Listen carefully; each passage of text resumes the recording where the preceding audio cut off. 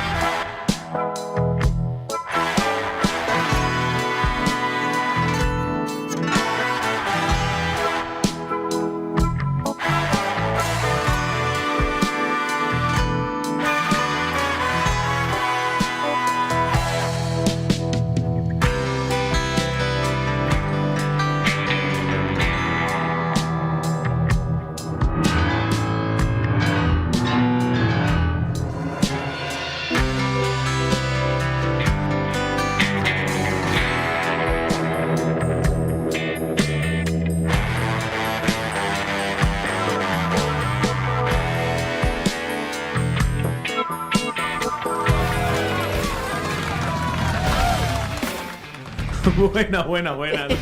¿Qué tal?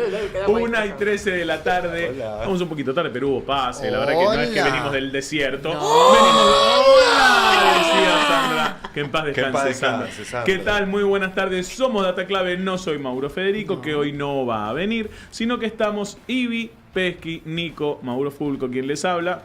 Soy el único que se nombra con apellido porque hay dos Mauros, los dos empiezan con F, entonces hay que diferenciarlos. Sí. Señoras y señores, arrancamos la emisión del 25 de marzo del 2026. ¿Por qué hacemos tanto énfasis en la fecha? Porque ayer fue 24 y vale la pena detenernos aquí, o por lo menos que sea el punto de partida de este programa. Decíamos, estamos en la semana de la memoria para Data Clave. Ayer fue el día de la memoria específicamente. Tuvieron una hermosa compañía, sé que Nico estuvo laburando en la plaza. Sí, muy bien, genial. Vos también. Excelente laburo. Un Yo montón también de laburo. estuve en la plaza también.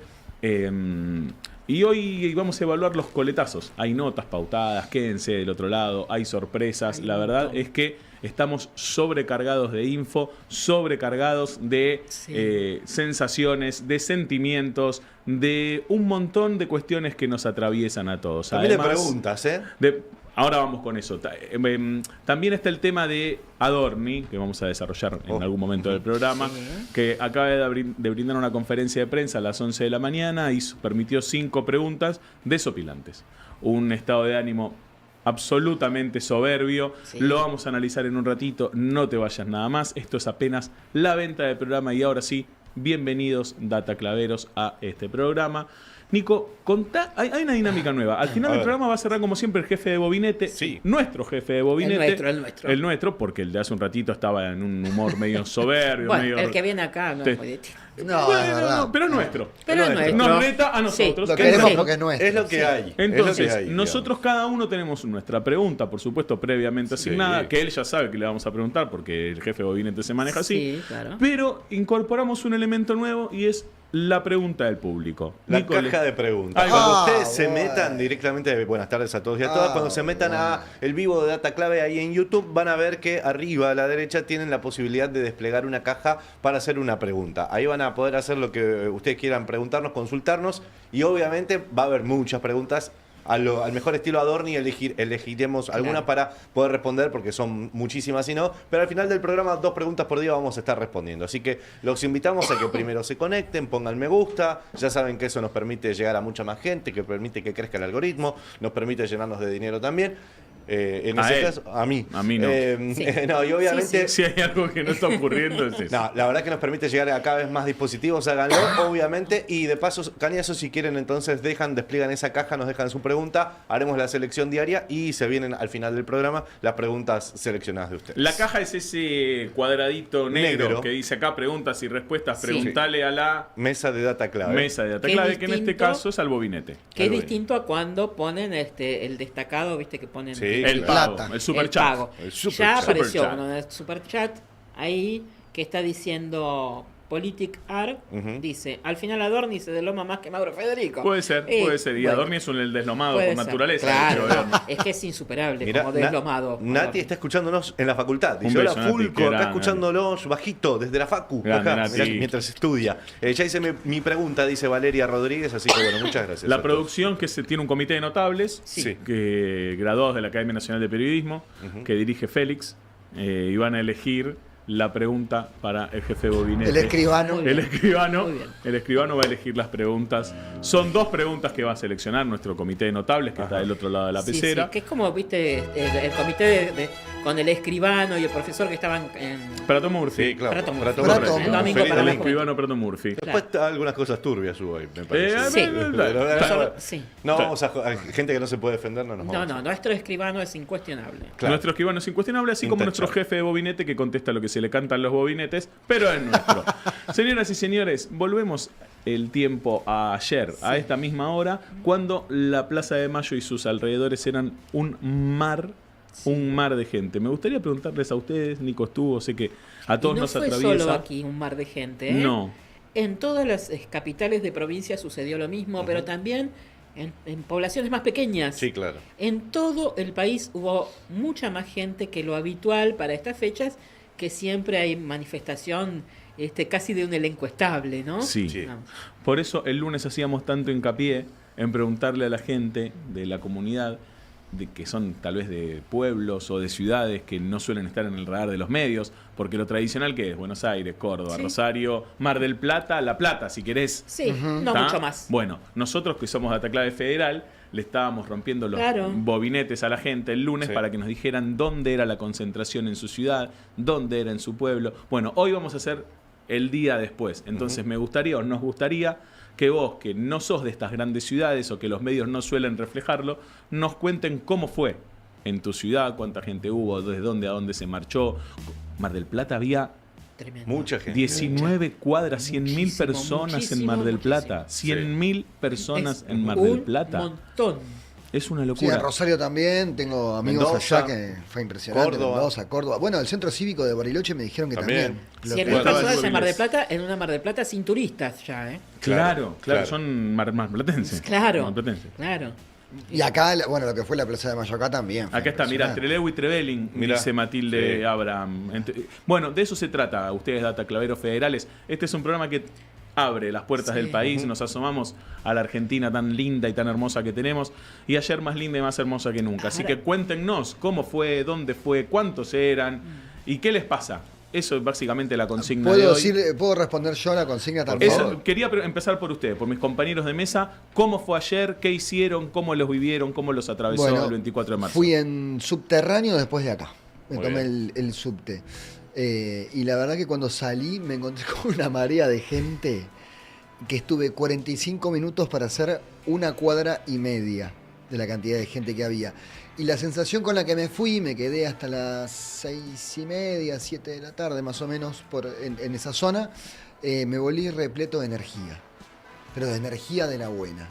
Sí, sí. Y una cosa que me preguntaba cuando volvía, que después por ahí vamos a charlar acá, es con esa cantidad de gente que hubo movilizada en todo el país, ¿cuántos de los que se movilizaron, mayoría, minoría, en mayor o menor medida, votaron a Milei? Uy, qué pregunta tremenda. Porque el gobierno se está encontrando con límites en su propia base electoral. Sí. Sí, Como claro. que Es su probable. propia base electoral le dice, mira, loco, yo te voté, pero acá no.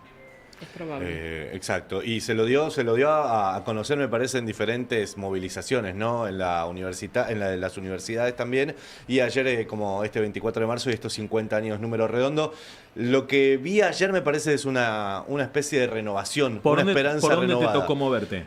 Llegamos primero a la Casa de las Madres y Irigoyen en 1584, nos quedamos ahí esperando a Axel Kicillof, si es que llegaba temprano. Finalmente se supo que Axel iba a llegar a las 2:30 de la tarde, preferimos movernos, porque además el corralito ahí para la prensa ya estaba muy complicado y no nos permitía ver todo lo que sucedía.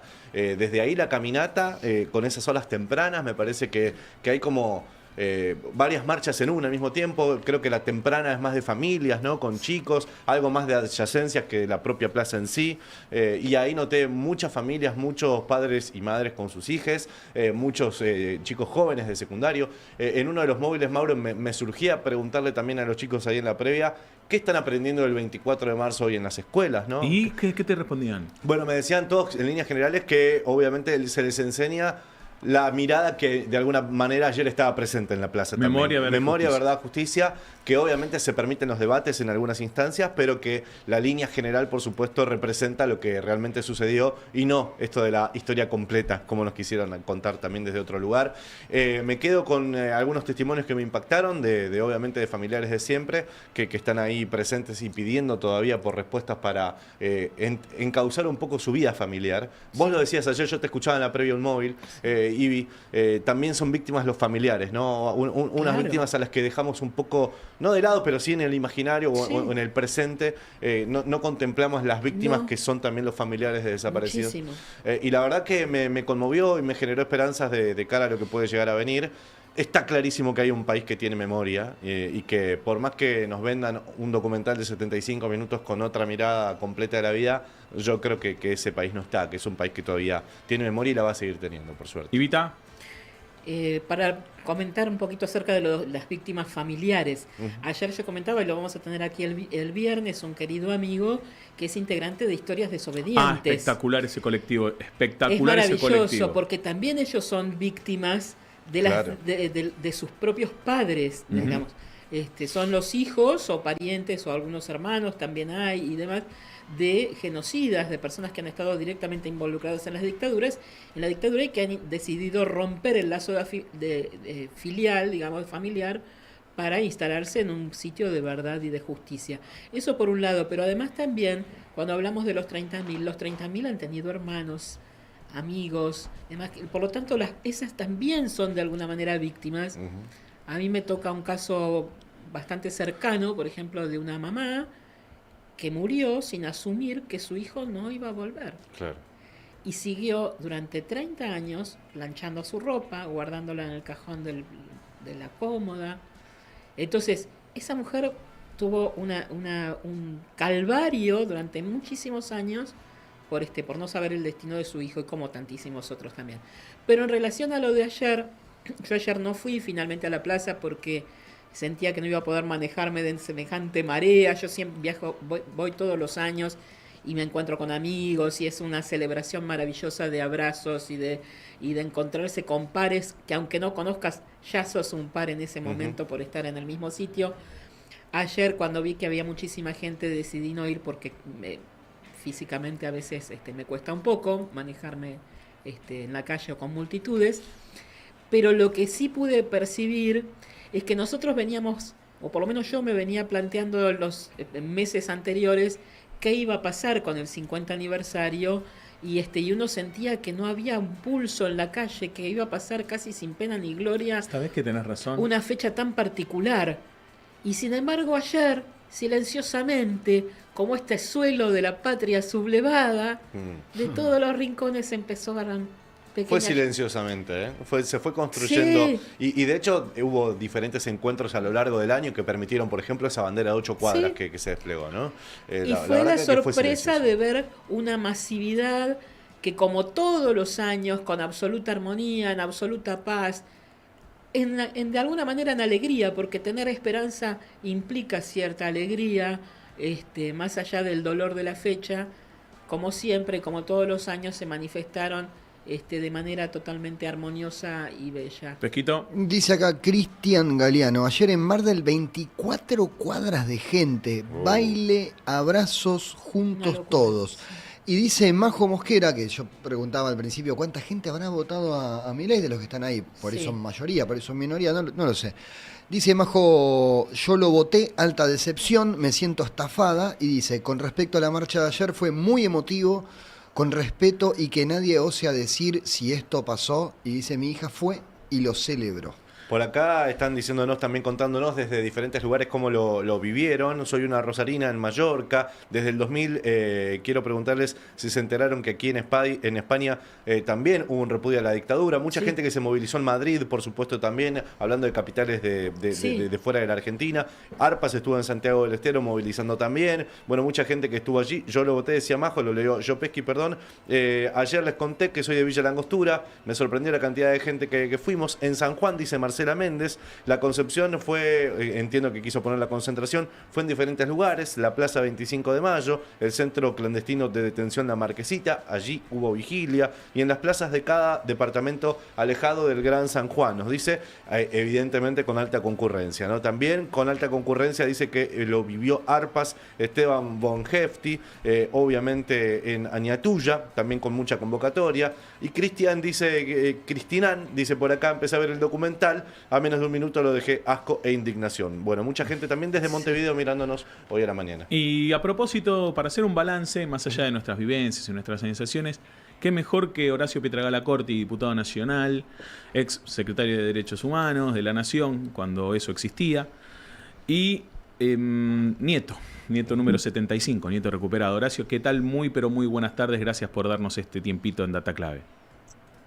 Hola, buenas tardes, ¿cómo están? Muy bien, ¿vos? Bien, bien, acá mirá en la puerta del Nacional Buenos Aires, que ahora entro a una charla en el marco del 24 de marzo. Todos estos días previos, todas estas semanas, la verdad que muchos hombres y mujeres que recuperaron su identidad, hijos de desaparecidos, estuvieron en distintos colegios, secundarios, universidades, gremios, sindicatos, bueno, clubes de fútbol, participando de charlas sobre lo que sucedió en la dictadura, ¿no? Creo que estos 50 años, en un momento tan negacionista, bueno, generó un movimiento diferente, ¿no? Un poco lo que venían contando. ¿Qué balance haces de ayer, Horacio? No, ayer impresionante, la verdad que fue masiva, la gente no se iba de la plaza, terminó el acto y se quedaba. La cantidad de gente que iba y venía por Buenos Aires, fue una de las movilizaciones más grandes, claramente el aniversario lo amerita, y por sobre todas las cosas la cantidad de juventud, ¿no? Que a veces estamos como estigmatizando a la juventud, que es libertaria, que está, digamos, en otra, y yo la verdad que, pues, yo, más allá de ser parte de una organización política, vi muchos jóvenes del centro de estudiantes, organizados, que querían estar, y hay un compromiso muy grande. Eso a mí me genera una mirada positiva, a pesar del escenario negacionista que tenemos, y un gobierno que provoca y que, bueno, tiene que dar respuesta a parte de sus fieles votantes, pero que a la vez también Argentina hizo un proceso que dejó marca, ¿no? Y que ya no tiene retrocesos. Por ejemplo, 1.230 condenados por delitos de lesa humanidad, no es moco de pavo, hay juicios todavía que se llevan adelante, esto por impulso de fiscalías especiales que se crearon, por impulso de los organismos, pero bueno, esto lo comparo porque más allá de lo discursivo, en esta materia no vamos a estar nunca igual que en los 90, ¿no? Que nos podíamos cruzar al torturador o al asesino de nuestra mamá, nuestro papá, o nuestros propios entregadores, que éramos bebés cuando nos entregaron, digamos, en la calle, en una farmacia o en un supermercado. Horacio, hiciste hincapié 2 veces en el negacionismo de este gobierno. Los últimos 2 años clavaron un spot provocador, y este año también, pero dio la sensación de que este año no se le dio demasiada bolilla ni demasiada trascendencia. ¿Aprendió la sociedad a convivir con esta provocación, a ignorarla, a no darle bola? ¿O cómo fue el mecanismo de resorte para que este spot pase desapercibido prácticamente? Sí, primero que es una cosa aburrida, digo, lamentablemente también opino que bueno, están utilizando a víctimas, que todavía no, digamos, lo que somos nietos recuperados, nietas, hacemos un proceso, ¿no? Y eso lo vimos quienes estamos en Abuela, y bueno, cada uno elige en qué lugar pararse también, digo, pero la verdad que no era el tema, ¿no? Digo, creo que hubo una encuesta estas últimas semanas donde casi por un poquito más del 70% de la población argentina repudia lo que pasó y lo que sucedió con esa dictadura militar. Entonces, yo creo que fue algo para darle una respuesta a su tribuna, ¿no? Esto que empezaron bien arriba, con las visitas de los diputados a los genocidas, que también estaba asociado a esa alianza Villarruel-Milei. Creo que digamos, este gobierno tiene una mirada claramente relativista de lo que pasó en la dictadura militar, y a la vez muchos también de los que son parte de este gobierno se favorecieron, ¿no?, económicamente con esa dictadura, y la verdad que bueno, hoy el sentir de la sociedad sobre lo que pasó en la dictadura después de 50 años está bastante claro, me parece. Después hay un sector que se animó, habilitado por este gobierno, a insultar, a salir, a atacar en las redes, digamos, a reflotar los Falcon verdes. Hay un sector que sí se sintió habilitado esto, pero creo que sigue siendo mínimo, y como te dije antes, para mí lo que va a quedar en la historia, digamos, Milei va a ser una mala anécdota negativa por el daño económico que está generando en nuestro país, de nuestra historia argentina. El proceso de memoria, verdad y justicia va a ser algo que va a quedar en la historia como un gran, digamos, un gran avance y una reparación muy grande que Argentina pudo llevar adelante con uno de los daños más grandes que tuvo en el siglo pasado, que fue esa dictadura militar. Horacio, justo hablabas de lo económico. Acá Nicolás te saluda, buen día. Y también de la reparación. ¿Cómo estás, Nicolás? Un gusto. Si hablamos de lo económico, cómo se desfinanciaron diferentes ámbitos y también organizaciones, también luchas para lo que tenía que ver con el esclarecimiento y obviamente con, por ejemplo, seguir avanzando, como en el Atlético, ahí bajo la autopista, se desfinanciaron un montón de programas y también de lugares que permitían seguir avanzando en búsqueda de la identidad y de la verdad, al fin y al cabo. ¿Cómo entendés que efectivamente se puede revertir eso desde lo social directamente, ya que hay una decisión política del gobierno de Milei de no avanzar sobre eso?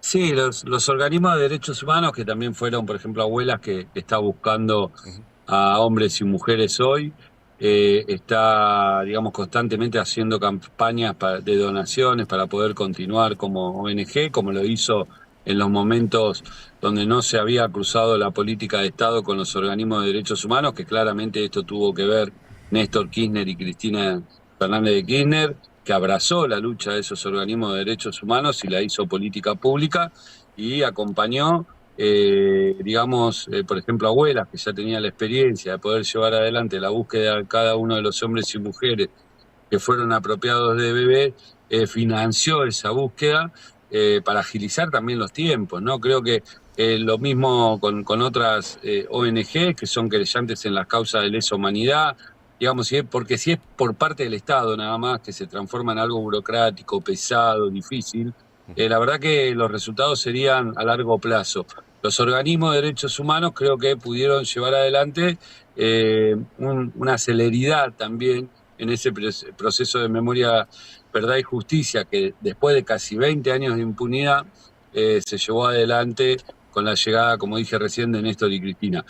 Esa celeridad hizo que en el 2007 ya tengamos la primer condena después de este periodo del fin de la impunidad, y hasta el día de hoy, como dije antes, más de 1.200 condenados por delito de lesa humanidad.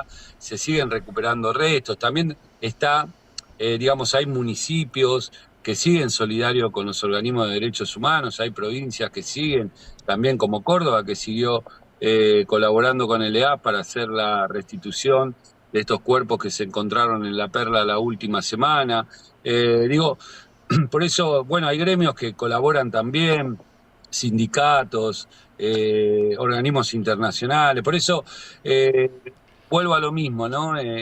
Hoy, digamos, a este gobierno le queda 1 año y medio, estoy convencido de eso, porque no va a haber ninguna respuesta económica a los problemas que tiene la sociedad. Es un proyecto neoliberal, ya lo hemos vivido, ya sabemos cómo funciona y cómo reacciona en estos momentos, pero creo que bueno, después todo esto que estuvimos hablando de los sitios de memoria, bueno, vamos a tener que trabajar fuertemente, defenderlo. Estamos laburando en leyes que no van a salir en este contexto, pero que van a tener que salir para seguir garantizando, ¿no? Hoy tenemos la Exema, que fue una estrategia también que tuvimos, digamos, y que duró varias gestiones, que se declare patrimonio de la humanidad. Hoy a la Exema no la pueden tocar porque la defiende la humanidad toda, ¿no? Desde que UNESCO la declaró patrimonio de la humanidad. Entonces, bueno, esas son las herramientas que hay que ir buscando para que en estos contextos de retroceso, los retrocesos estén limitados un poco. Y creo que en algunas cuestiones y en algunos rubros se logró limitar eso.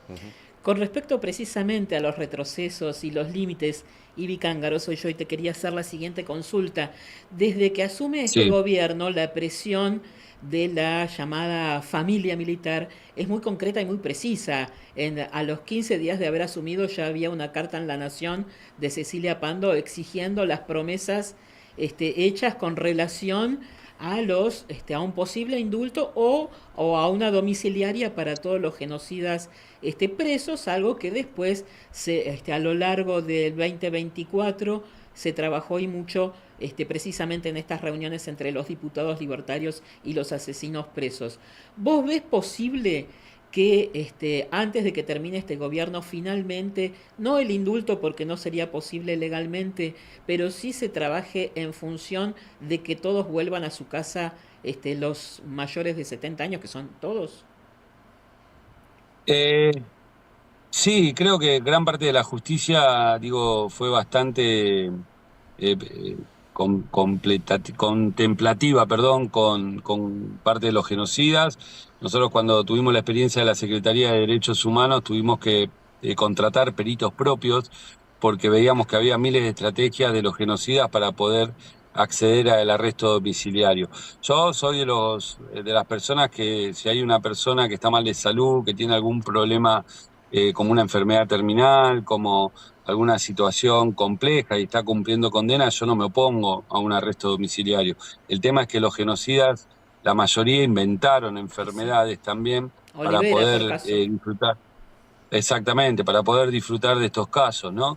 Y después la impunidad biológica, por ejemplo, el caso Blaquier, que la justicia dilató Claro. tanto y no lo pudimos terminar juzgando, y cuando me llegó la causa en la Secretaría hicimos la pericia y verdaderamente estaba senil. No podía afrontar un juicio. La verdad que condenar a una persona que no está consciente de lo que se está llevando adelante, tampoco estoy de acuerdo. Creo que tampoco estoy de acuerdo que hoy digamos, le den beneficios a los genocidas, por ejemplo, los días de oferta del supermercado, Claro. que puedan ir con la esposa a comprar el supermercado porque tienen la tarjeta con la promoción.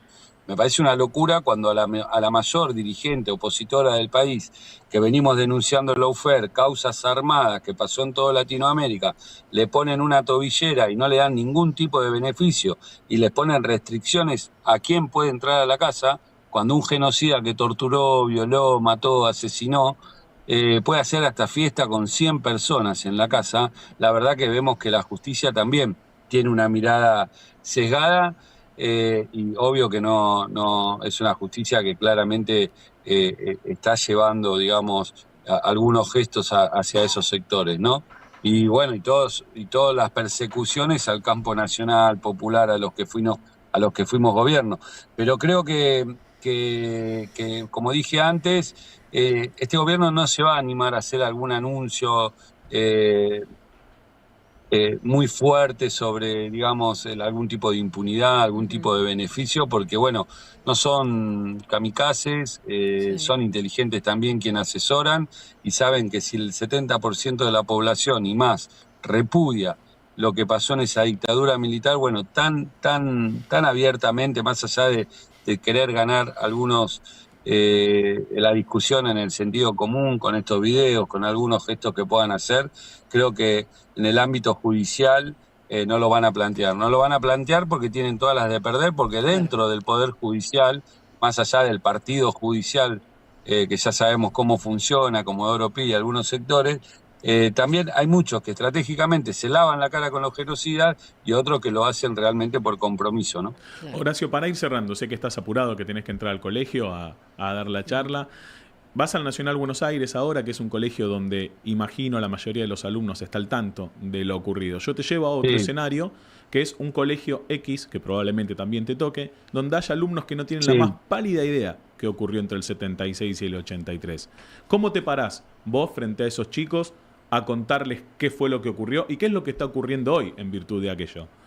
Sí, primero, mira, esta semana estuve, digo, por ejemplo, en colegios públicos de zona norte, lo que sería Olivos, San Isidro, estuve en Esteban Echeverría, estuve en el sur de la capital federal, estuve en Palermo, ahora ¿Y estoy acá. cómo es eso? ¿Hay pibes que No, no pero te saben? digo que yo creo, saben mucho los pibes. En el colegio le hablan de lo que pasó el 24 de marzo, ¿no? Y ojo que también este año no, pero he tenido, digo, estoy en un grupo donde hay más de 80 hombres y mujeres que recuperaron su identidad, que son hijos, que son hermanos que están buscando. Y fue terrible estas semanas la Claro. cantidad de demanda que había para ir a charlas de colegio público y privado.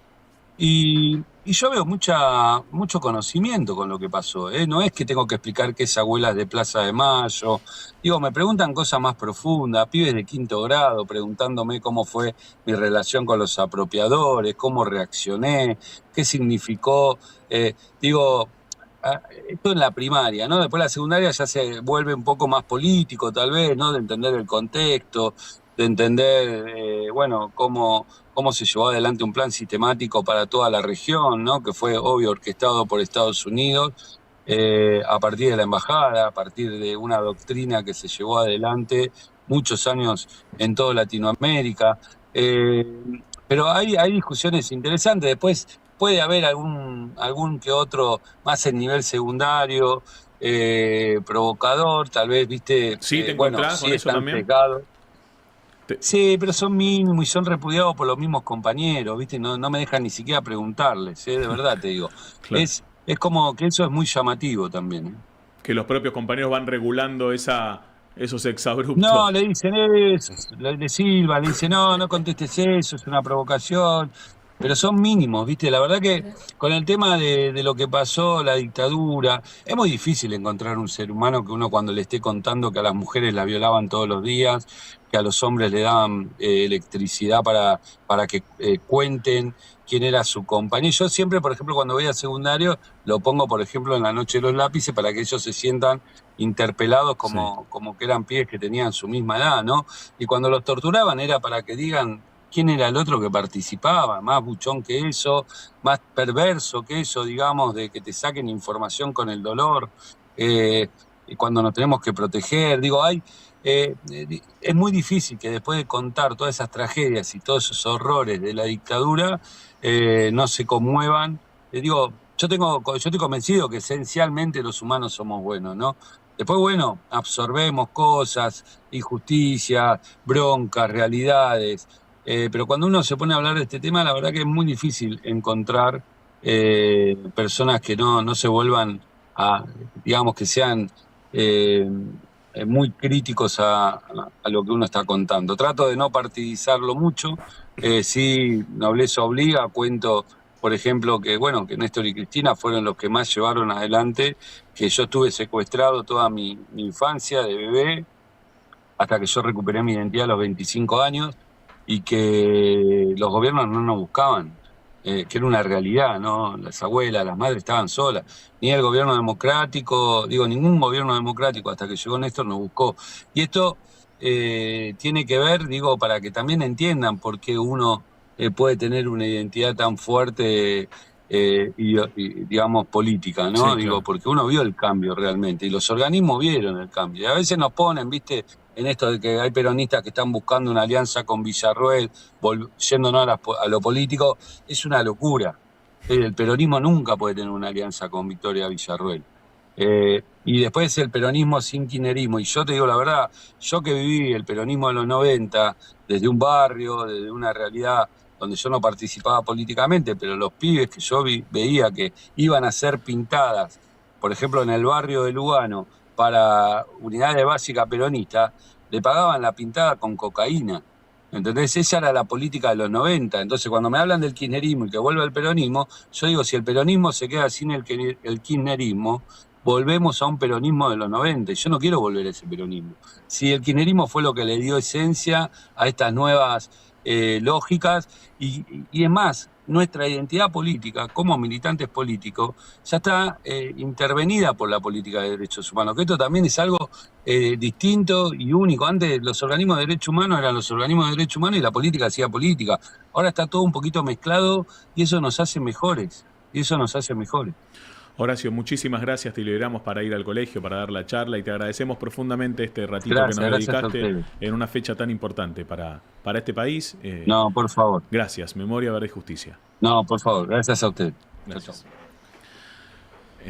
Fuerte, ¿eh? Interesante. Muy. Sí. Clarísimo. Ayer quiero destacar el laburo del Gato Silvestre también en la noche de C5N hicieron un gran programa también con un montón de víctimas que contaban otras historias, otro tipo de historias que de lo que vivieron durante los momentos en que estuvieron, algunos meses, algunos años, también las descripciones de cómo eran, algunos detalles de las torturas y demás que no valen la pena mencionar, pero sí me parece que todavía nos hace falta todavía comprender cómo se dieron algunos hechos en las voces de las personas que lo vivieron realmente, Claro. como lo contaban ayer. Horacio, sin lugar a dudas, es uno de esos que nos puede contar y mucho acerca de esto, pero lo que veía ayer no lo podía creer en algunos detalles que daban los invitados que tuvo el Gato y que estuvieron realmente movilizantes también en un 24 de marzo, en que por ahí otros canales no le dieron tanta cobertura, me parece, ¿no? Desde ese No, lugar. me parece que no. No desde ese lugar. No, No desde ese lugar. lugar. Y a veces es más fácil entender el todo desde la parte, ¿no? Entonces, Sí. por eso yo soy una gran defensora de las microhistorias, como Claro, comentábamos bueno. el otro día. Porque cuando son narradas en primera persona y podés ponerlas en contexto, entendés que no solo no es un caso aislado, pero que ese caso que se está contando en forma particular describe un todo que Sí. en estas situaciones de horror. Sí. Ayer contaban que, por ejemplo, les ponían, mientras los torturaban, Satisfaction de los Rolling Stones, Sí. de fondo, a todo volumen.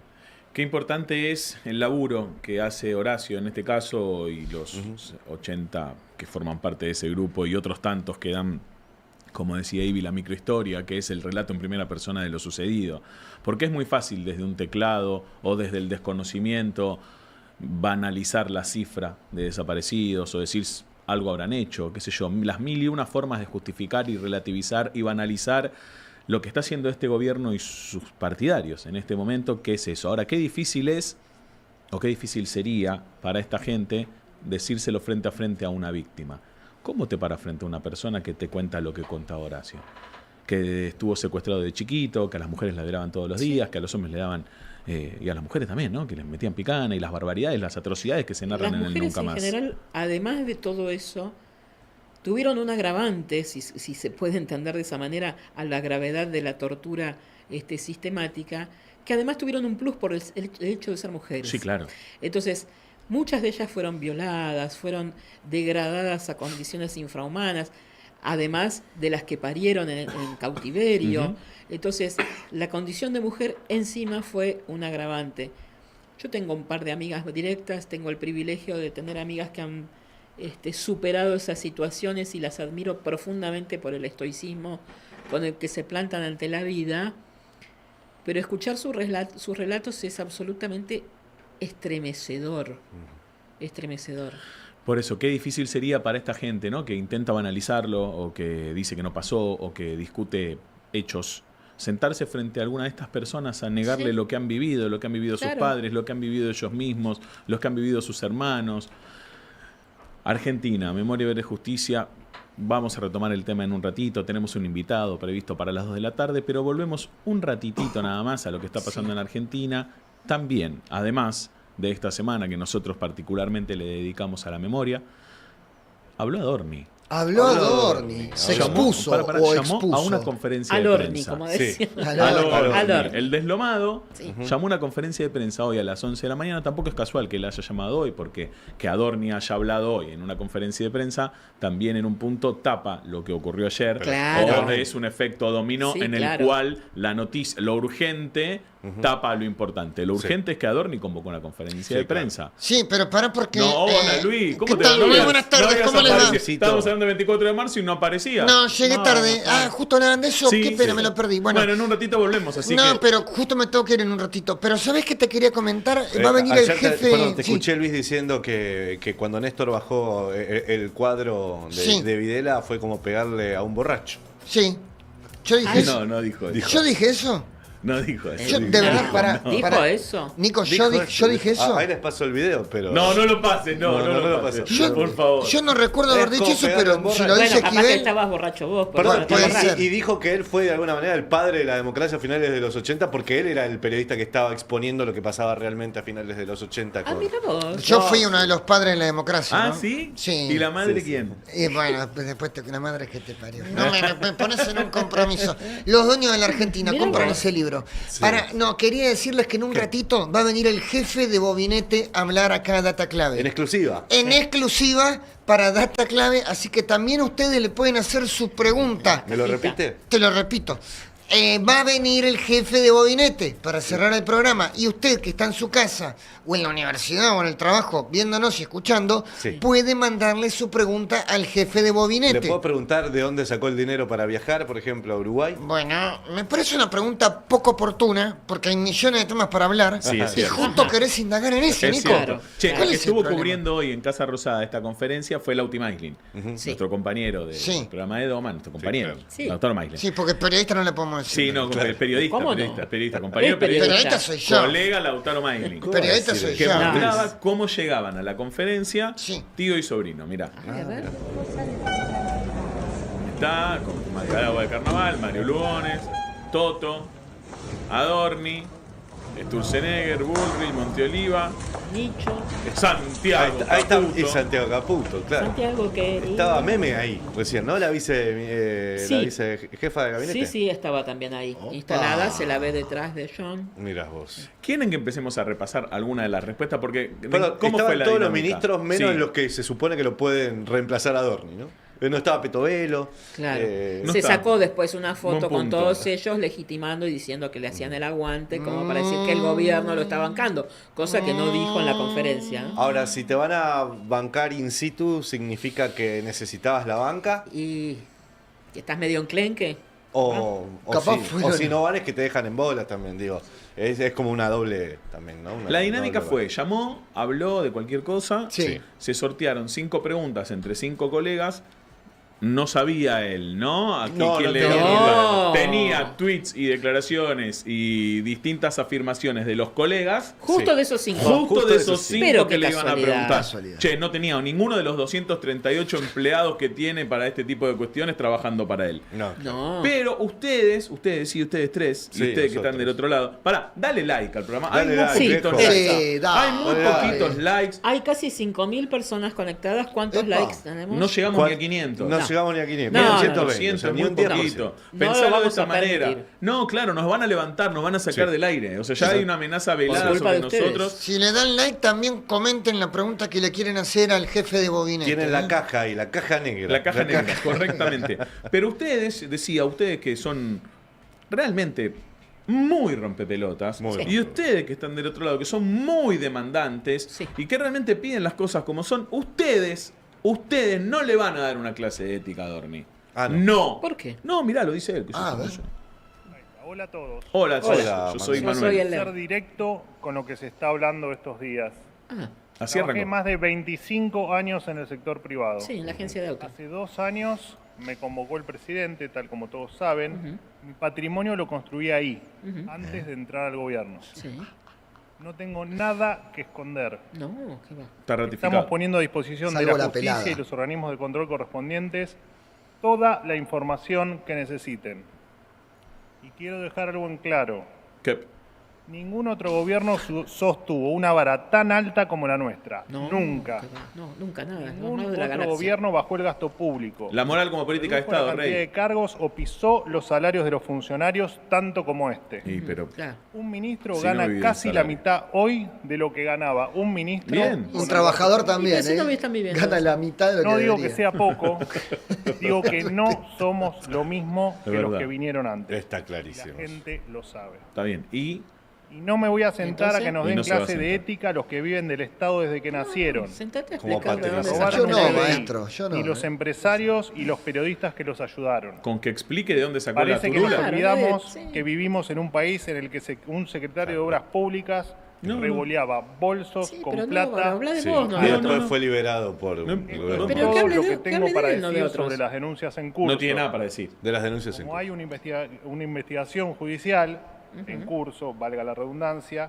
no puedo responder sobre aspectos Sí, específicos puede. porque puedo entorpecer. Está respondiendo jurídicamente y no Ahora políticamente. voy a hablar Manuel. de Pero lo que que además no es estamos cierto. haciendo en el gobierno. Ahora va a hablar, así arrancó la. Así arrancó, tranqui. Llegó y le dijo, ¡boom! Acá estoy. Hola, yo soy el Manuel. Exactamente. Intentando, me parece, mostrar cierta seguridad, Sí. ¿no? Al menos en esta primera parte, intentando Bueno. mostrar Sí, cierta porque seguridad. siempre es énfasis, imponerse. la confusión de énfasis y convicción. ¿no? Está bien, pero Claro. es muy fácil cuando nadie te está del otro lado para repreguntarte o para Claro. cuestionarte. Espera un ratito cuando empiezan las preguntas. Yo digo, si esa yo- seguridad, ese énfasis. Pero si se quedaba muta.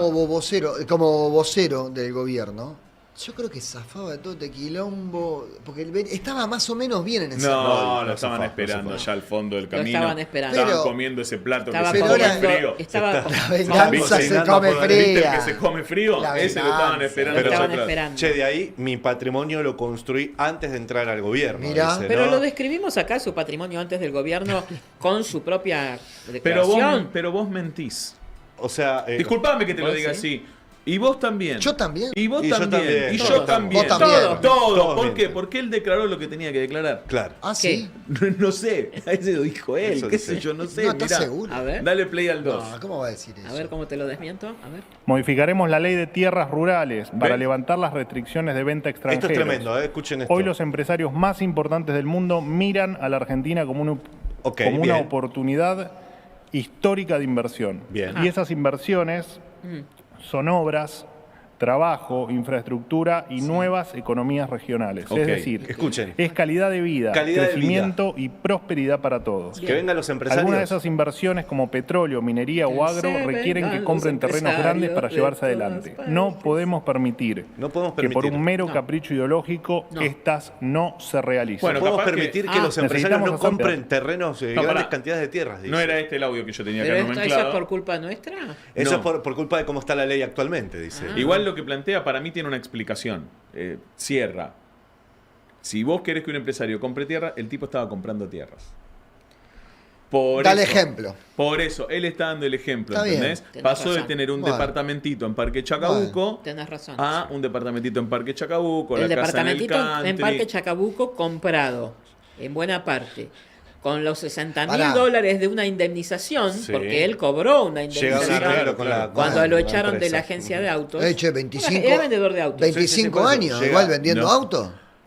Re bien. No. menos estuvo. Sí, dijo 25 años en el No, sector no, privado. Bueno, es que laburó en otros En otro lugares. lugar antes. habrá. Bueno, trabajado. y se ahorró un montón de plata. El departamentito entonces se lo compra con la indemnización, Sí. eso que es 60.000 nefasto, porque Sí. la indemnización es malo, tú toca acá. Sí. Y con un crédito hipotecario a 30 años para Sí. pagar el resto durante otro gobierno populista y nefasto como fue el kirchnerismo. Bien, bien. Y ahora tiene la casa en el country.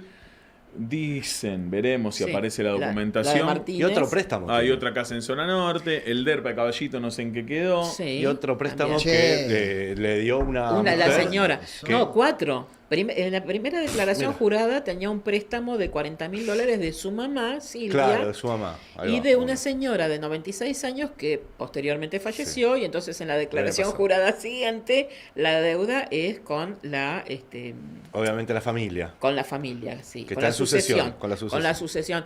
Pero a esos dos préstamos de estas dos señoras se sumaron dos señoras más. Mira. ¿Cuántos amigos que tiene? ¿Cuántas señoras? Todas señoras mayores Claro, que le prestan sí. plata. Sí, se ve que es muy bueno con la ancianidad, Sí. porque le prestan mucho Se dinero. enojó mucho cuando le mencionó el colega, el querido amigo Jonathan Eyer, se enojó muchísimo cuando le mencionó el préstamo que le dio esta señora que había fallecido. Bien, hija de puta. mira. 25 años de laburo. Hay A más. $1.000 por año son $25.000. Sí. $2.000 por ahorro. Anualizado a Me perdí. Estás en modo 17.000%. Milei, ¿eh? Da Estás en modo 170.000% Milei. de Esperá ganancia. que hay más, hay más. Tirate otra, Sí. hay más. El Ministerio de Justicia estará enviando hoy mismo Hoy. 60 pliegos de jueces, fiscales y defensores Esto es lo que oficiales contó en del el Senado tuit la para su semana pasada, confirmación, básicamente. Es y lo de días seguirá atrás enviando del los tuit, pliegos ¿no? que faltan de aquí en adelante. Fueron los anuncios que Para Si el la gobierno, la pregunta. justicia es un No, pilar tirame la fundamental de la pregunta. Vamos a la esto no pregunta, sirve. vamos al Manu, chimichurri. Vamos al Tirá la chimichurri. pregunta, los anuncios, no. Vamos al chimichurri, porque Los anuncios son Nada, la nada misma. para claro. cuatro ¿Cómo que leyes, no? ¿Ves? un paquete de leyes. en Después te realidad. das cuenta y decís, no, el gobierno no hace nada. Y si no escuchó los No, anuncios. pero no me interesa. Pero son cosas que vienen Hoy ya no- promoviendo desde hace por lo menos una Sí, semana. claro. Bueno, Él pues lo si contó alguien no lo vio. En el resumen de ley de glaciares, modificación de ley de No, no le discapacidad. importa a nadie. Es básicamente un desvío para que no le pregunten lo que Vamos- hay que preguntar. Vamos a lo jugoso. No, pero si en las preguntas son 5 preguntas. Como la cajita. Como la ¿Dónde cajita. te arreglaste el quincho? No, le preguntaron bien. Y el hombre salió por la tangente, muy soberbio. Algo tenemos, ¿no? Bueno, ahí cambió el tono, Sí. Ahí cambió el tono de... Hola, Fabián, ¿cómo Vos te va? sos solo un periodista. Ahí cambió el tono de Adorni. Cuando fueron las preguntas, claramente se lo vio a la defensiva. Y aparte, un Adorni que tuvo que leer durante toda su alocución, algo que no venía haciendo generalmente. Se tuvo que apoyar incluso en estas impresiones de tweets de periodistas y colegas. Mira, ahora sí vamos con el té que corresponde. Claro. Mira. O sea que pasó de Adorni a Haciendo esa Orni. aclaración, si usted Gallardo, no puede quien dar pregunta, alguna de explicación MDZ. mínima CNN. aquí, en especial teniendo en cuenta que este gobierno echó a alguien que había comprado una cafetera y usted formalmente tuvo actos antiéticos, usted mismo lo dijo. Entonces, el viaje a Estados Unidos con su mujer a Punta del Este sin explicar cómo lo hizo, viene sin declarar. Perdón. Para. Prácticamente todo lo que decís es falso. ¿Cómo falso? Todo lo que decís. ofendido. No, lo de la compra de la perdóname, cafetera no me voy fue un poco para escuchá. atrás. Falso. Ningún funcionario respaldó a Manuel Adorni. ¿Eh? ¿Te suena? Porque lo dijiste vos. Es cierto. 4 días y no respondió nadie, sí. Podemos. Es lo que dice el colega. ¿Puedo recibir unas disculpas de tu parte por ¿Qué? esto? ¿Cómo? Durante 4 días no hubo ningún funcionario que lo ¿What? respondió.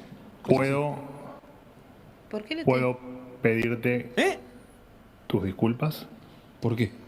Porque has mentido descaradamente No, sobre mí, no. empezando por este tuit. Es muy fuerte esto. Formalmente no hubo Cuando ningún... me consta que hubo gente que te contestó que esto no era así. Escuchen. No. Ni siquiera lo rectificaste.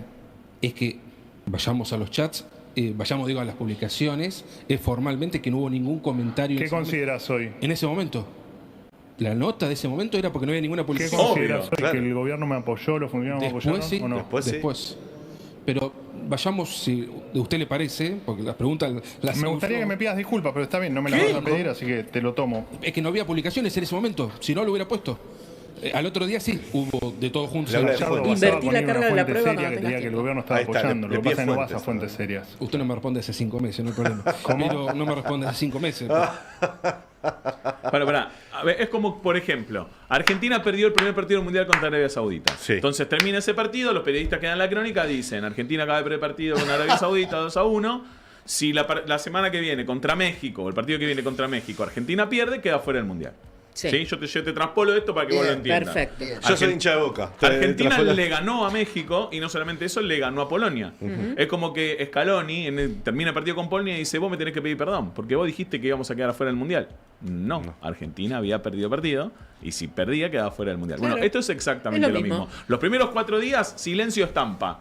Absolutamente de todo el gobierno, hasta que a Karina se le ocurrió salir a poner un tuit y ahí cayó la cascada de apoyo. pará, y sos videos, inocente. videos. Pero además es invertir absolutamente la carga de la prueba. ridículo. El que tiene que dar explicaciones es él, no el ¿A ustedes les periodista de lo que parece, escribe. ¿A ustedes les parece Ah, que el jefe de gabinete está en pero- condiciones pero- de exigir una disculpa de parte de un periodista que dio a conocer una información? Yo Pero creo- además se contradice con el propio axioma del gobierno, el respeto irrestricto por la opinión de la piripi. Pero yo creo que en el medio de todo hay una desigualdad entre el cargo de un ministro y un periodista. Obvio, con, claro. con todo el valor que significa el periodismo.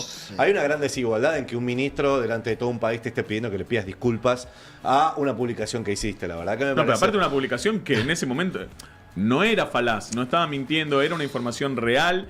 Los primeros 4 días O sea, el apoyo del gobierno no existió. A mí me sonó amenaza esto. A mí me sonó una Todo amenaza el tiempo. del jefe de gabinete. no. Y la verdad que por ahí no es lo más feliz, pero me pensaba inmediatamente si por ejemplo Aníbal Fernández en su momento como ministro le hubiese pedido a un periodista de Clarín que le pidiera disculpas. Ah, imagínate. Lo que hubiera sido para el periodista, o alguien de la nación, lo que hubiera terrible. sido un escándalo. si un ministro o Capitanich o quien sea le hubiera dicho en la cara a un periodista pedime perdón y se lo hubiese dicho 3 veces, ¿no? Por algo que había Y aparte publicado. es grave porque el propio gobierno de él estuvo 4 días dudando si salía a defenderlo o no. Ya con eso te De todas maneras, enterraron, creo que fue positivo en algún punto para el gobierno la estrategia. ¿Cuál?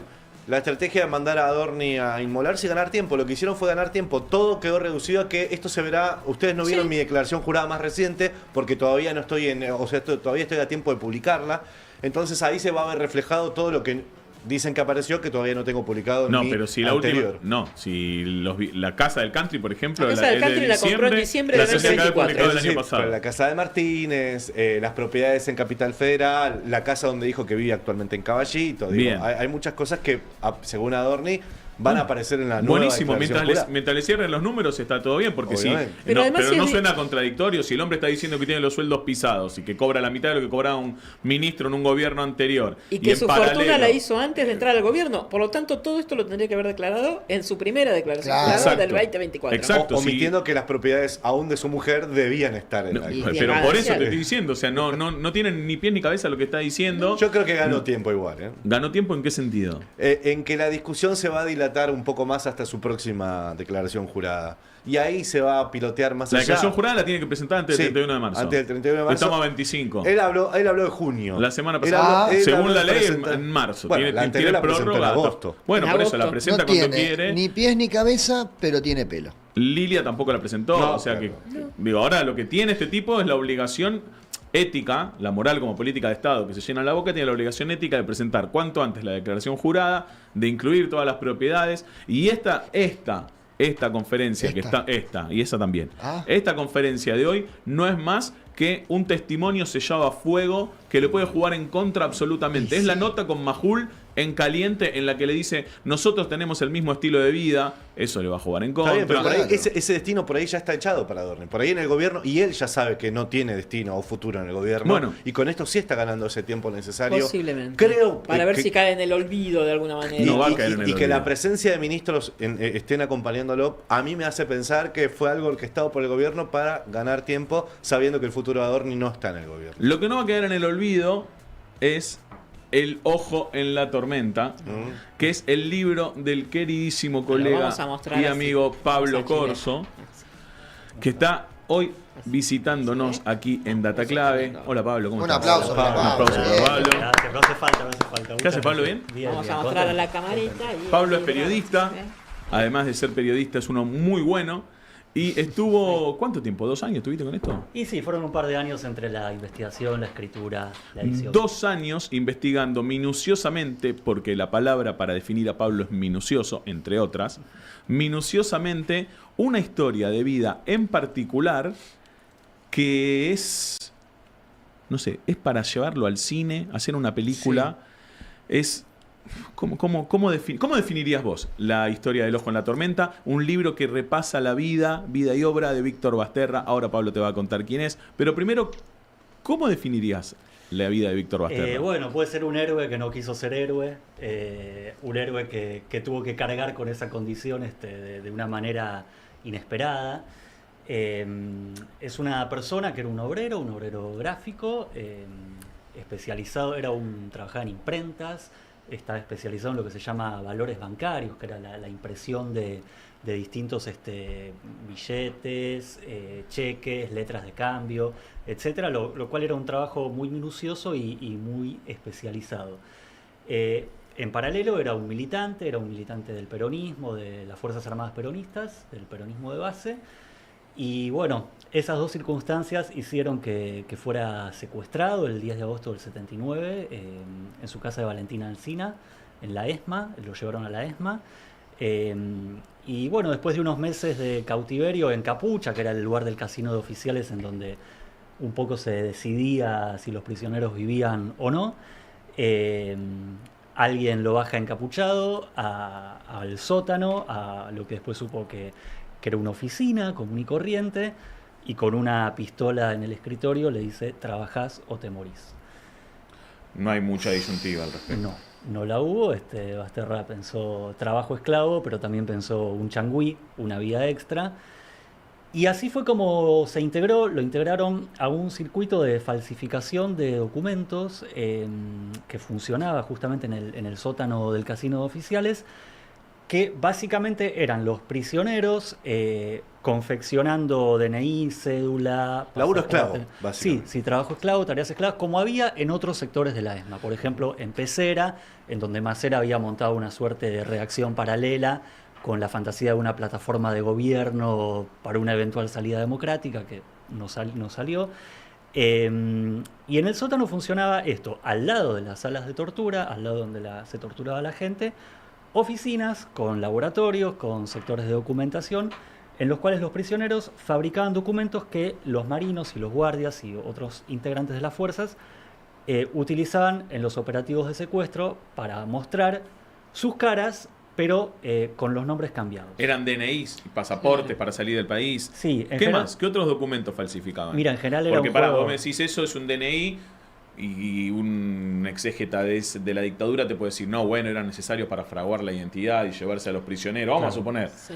¿Qué más? ¿Qué otros documentos falsificaban? Mirá, el clásico era DNI, cédula, registro de conducir y pasaporte, pero con el tiempo eso se fue desvirtuando y han llegado a pedir hijos, o militares han llegado a pedir para sus hijos un registro de conducir para la hija que todavía no cumplía los 16 años reglamentarios. Y cosas un poco más graves, como se falsificaban certificados de defunción de gente que caía en la calle. Se ha como desvirtuado todo el sistema hasta, no sé, carnets de clubes. Estoy haciendo un polirrubro de la falsificación. Sí. Hay casos de credenciales de Mau Mau, la vieja. ¿Del boliche? Sí, del boliche. Tipo, se falsificaban una VIP para entrar al boliche gratis. Claro. Y se llevaban a las prisioneras. ¿Y puede ser que encima en el sótano había un cartel que decía Calle de la Alegría mientras... la Avenida de la Felicidad. Felicidad. La Avenida de la Felicidad. Avenida de la Felicidad, un cartel que conducía a la llamada huevera, que era la sala de tortura principal, que se llamaba así porque estaba forrada con maples de huevo para que no se sonido, escuchara. para silenciar. Avenida de la Felicidad. En este contexto, qué perverso, sí.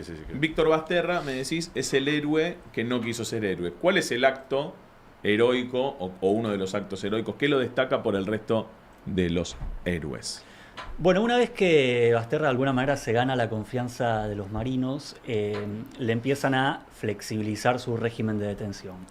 Duerme en un mejor lugar, empieza a comer mejor y empieza a gozar de salidas transitorias para visitar a su familia. Primero a su mujer un fin de semana, después quizás 2 o 3 días, a la hermana, al hermano.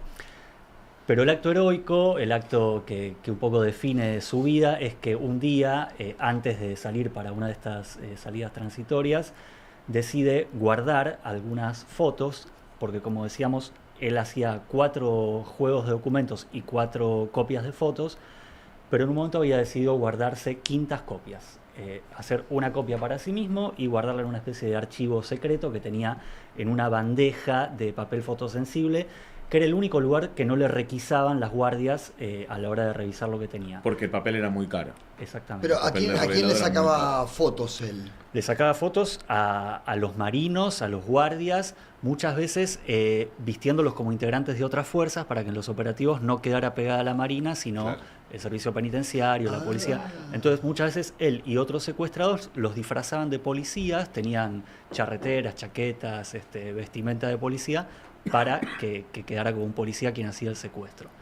Este material entonces se fue guardando entre el material fotosensible, entre las hojas fotosensibles, y en una de estas salidas Basterra decidió apartar 2 o 3 fotos, esconderlas en su ropa interior y sacarlas rumbo a la guardia que era la salida hacia Avenida del Libertador, para ver si efectivamente podía ese material resguardarlo, porque era prueba de las caras que no se conocían, de los nombres que no se conocían, de los roles que no se conocían. Y así fue como logró en una primera salida llevar a la casa de su mujer de entonces unas fotos que guardó en un placar. Eso lo siguió haciendo, se siguió flexibilizando el régimen de salidas y se fue generando una especie de archivo paralelo clandestino en casas de familiares, en casas de su mujer.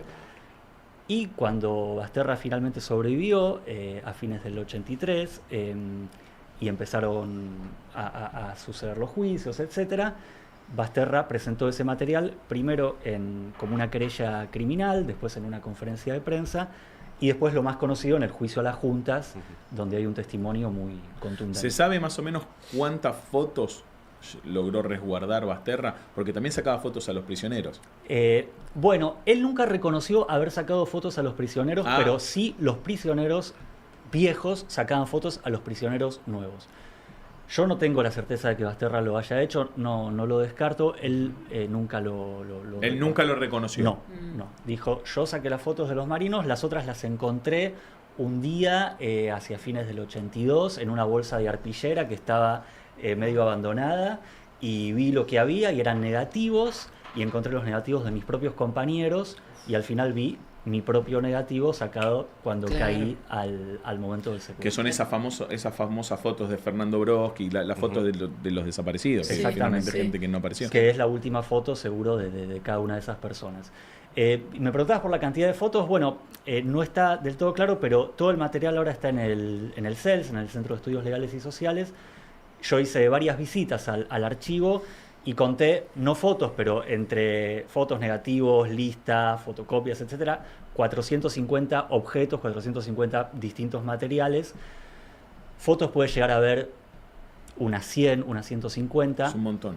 Pero de los jerarcas, yo creo que él puede haber rescatado más o menos del orden de las 70, y de sus compañeros más o menos unas 15. Que en cuántos viajes logró sacar Claro, eso, ¿no? por eso se expuso múltiples veces, no fue ni siquiera una vez que corrió un riesgo de muerte. Se expuso a cualquier requisa en cualquier salida, una requisa, digo. Sí. Lo cual- Y la familia también, qué coraje, y porque la familia también Pero lo tuvo tenía eso. pensado, y no es que lo hizo una vez de un arranque de locura, sino que dijo, No. esto tengo que hacerlo y lo voy a hacer continuamente. Un Sí, héroe. primero él contaba que lo hacía sin saber muy bien por qué. Estamos hablando del 80, 81, cuando estaba lejos el fin de la dictadura, cuando estaba lejos aún más la posibilidad de un juzgamiento civil a los militares. Pero después, a medida que la dictadura se iba desmoronando, él consideró que eso efectivamente iba a servir para algo. Primero tuvo una especie de reflejo de extorsión, de decirles, tengo esto, no sé, quizás liberen a mis compañeros o libérenme a mí. Estas fotos, decía yo, estas fotos son las de Claro. los compañeros Exacto. desaparecidos. Exacto, se lo ve a Fernando Fernando Broski, Broski, el a primero. Pablo Lepíscopo, a Graciela Alberti, a Ida Haddad y a la última prisionera, no recuerdo quién es, pero todos están desaparecidos y todas esas fotos han sido rescatadas gracias a Basterra. Sí. No, es terrible. Es terrible. Qué tremendo. ¿Cuánto estuvo preso? Desde el 10 de agosto del 79... Preso, de una forma de decir, ¿no? Sí, Estuvo sí. Detenido, Sí, ¿no? encerrado. Sí, encerrado. Sí, yo traté de buscar Cautiverio. muchos sinónimos en el libro. Secuestrado, claro, secuestrado Sí. es la palabra, digo. Él Cuesta siempre hasta dio la ponerle- fecha de su salida de la ESMA como el 3 de diciembre del 83, es decir, una semana antes del antes. regreso de la democracia. Esto lo convertiría en el prisionero que más tiempo y Estuvo en más la- tarde salió de la ESMA. Y a partir de todo este trabajo que hizo, de cuánto se arriesgó, tenemos la certeza de cuántas novedades, informaciones y casos de detenidos desaparecidos se pudieron esclarecer, al menos de tener la confirmación de que efectivamente habían estado, por ejemplo, en la ESMA. Mirá, de los detenidos, más o menos de las 15 fotos, todos se sabe que, algunos se sabe que los mataron, otros que siguen desaparecidos porque nunca se encontró su cuerpo. Yo he preguntado a fiscales, a jueces, digamos, si hay una cifra de cuántas personas pudieron haber sido condenadas, y si bien no la hay, lo que me dicen es que su prueba documental es una referencia ineludible siempre, en cada juicio que empieza, Claro. siempre se va como a esa fuente. Por ejemplo, cuando sucedió la megacausa ESMA, después de la reapertura de los juicios, que se decidieron las condenas de muchísima gente que no había sido condenada al juicio de las juntas, porque se condenó a los jerarcas y no a los de todas las juntas, digamos, la prueba de alguna manera sigue sucediendo y se sigue usando. De hecho, después de muerto Basterra, se llegaron a identificar, gracias a sus fotos y gracias también al cruzamiento con testimonios, nuevos integrantes, por ejemplo, del aparato de inteligencia de la ESMA. Lo contó Félix Cruz el lunes acá. Sí. Lo nombró Ah. a Víctor Basterra, Ah, dijo sí. que era su amigo, que con el correr de los años, tantas veces que tuvo que declararse, terminaron haciendo una amistad. Seguro. Y hablaba justamente de esto, de que gracias a esas fotografías al día de hoy se siguen reconociendo a integrantes del aparato represivo del Estado de aquel entonces. Una vez que termina la dictadura, Víctor Basterra queda en libertad. Sí.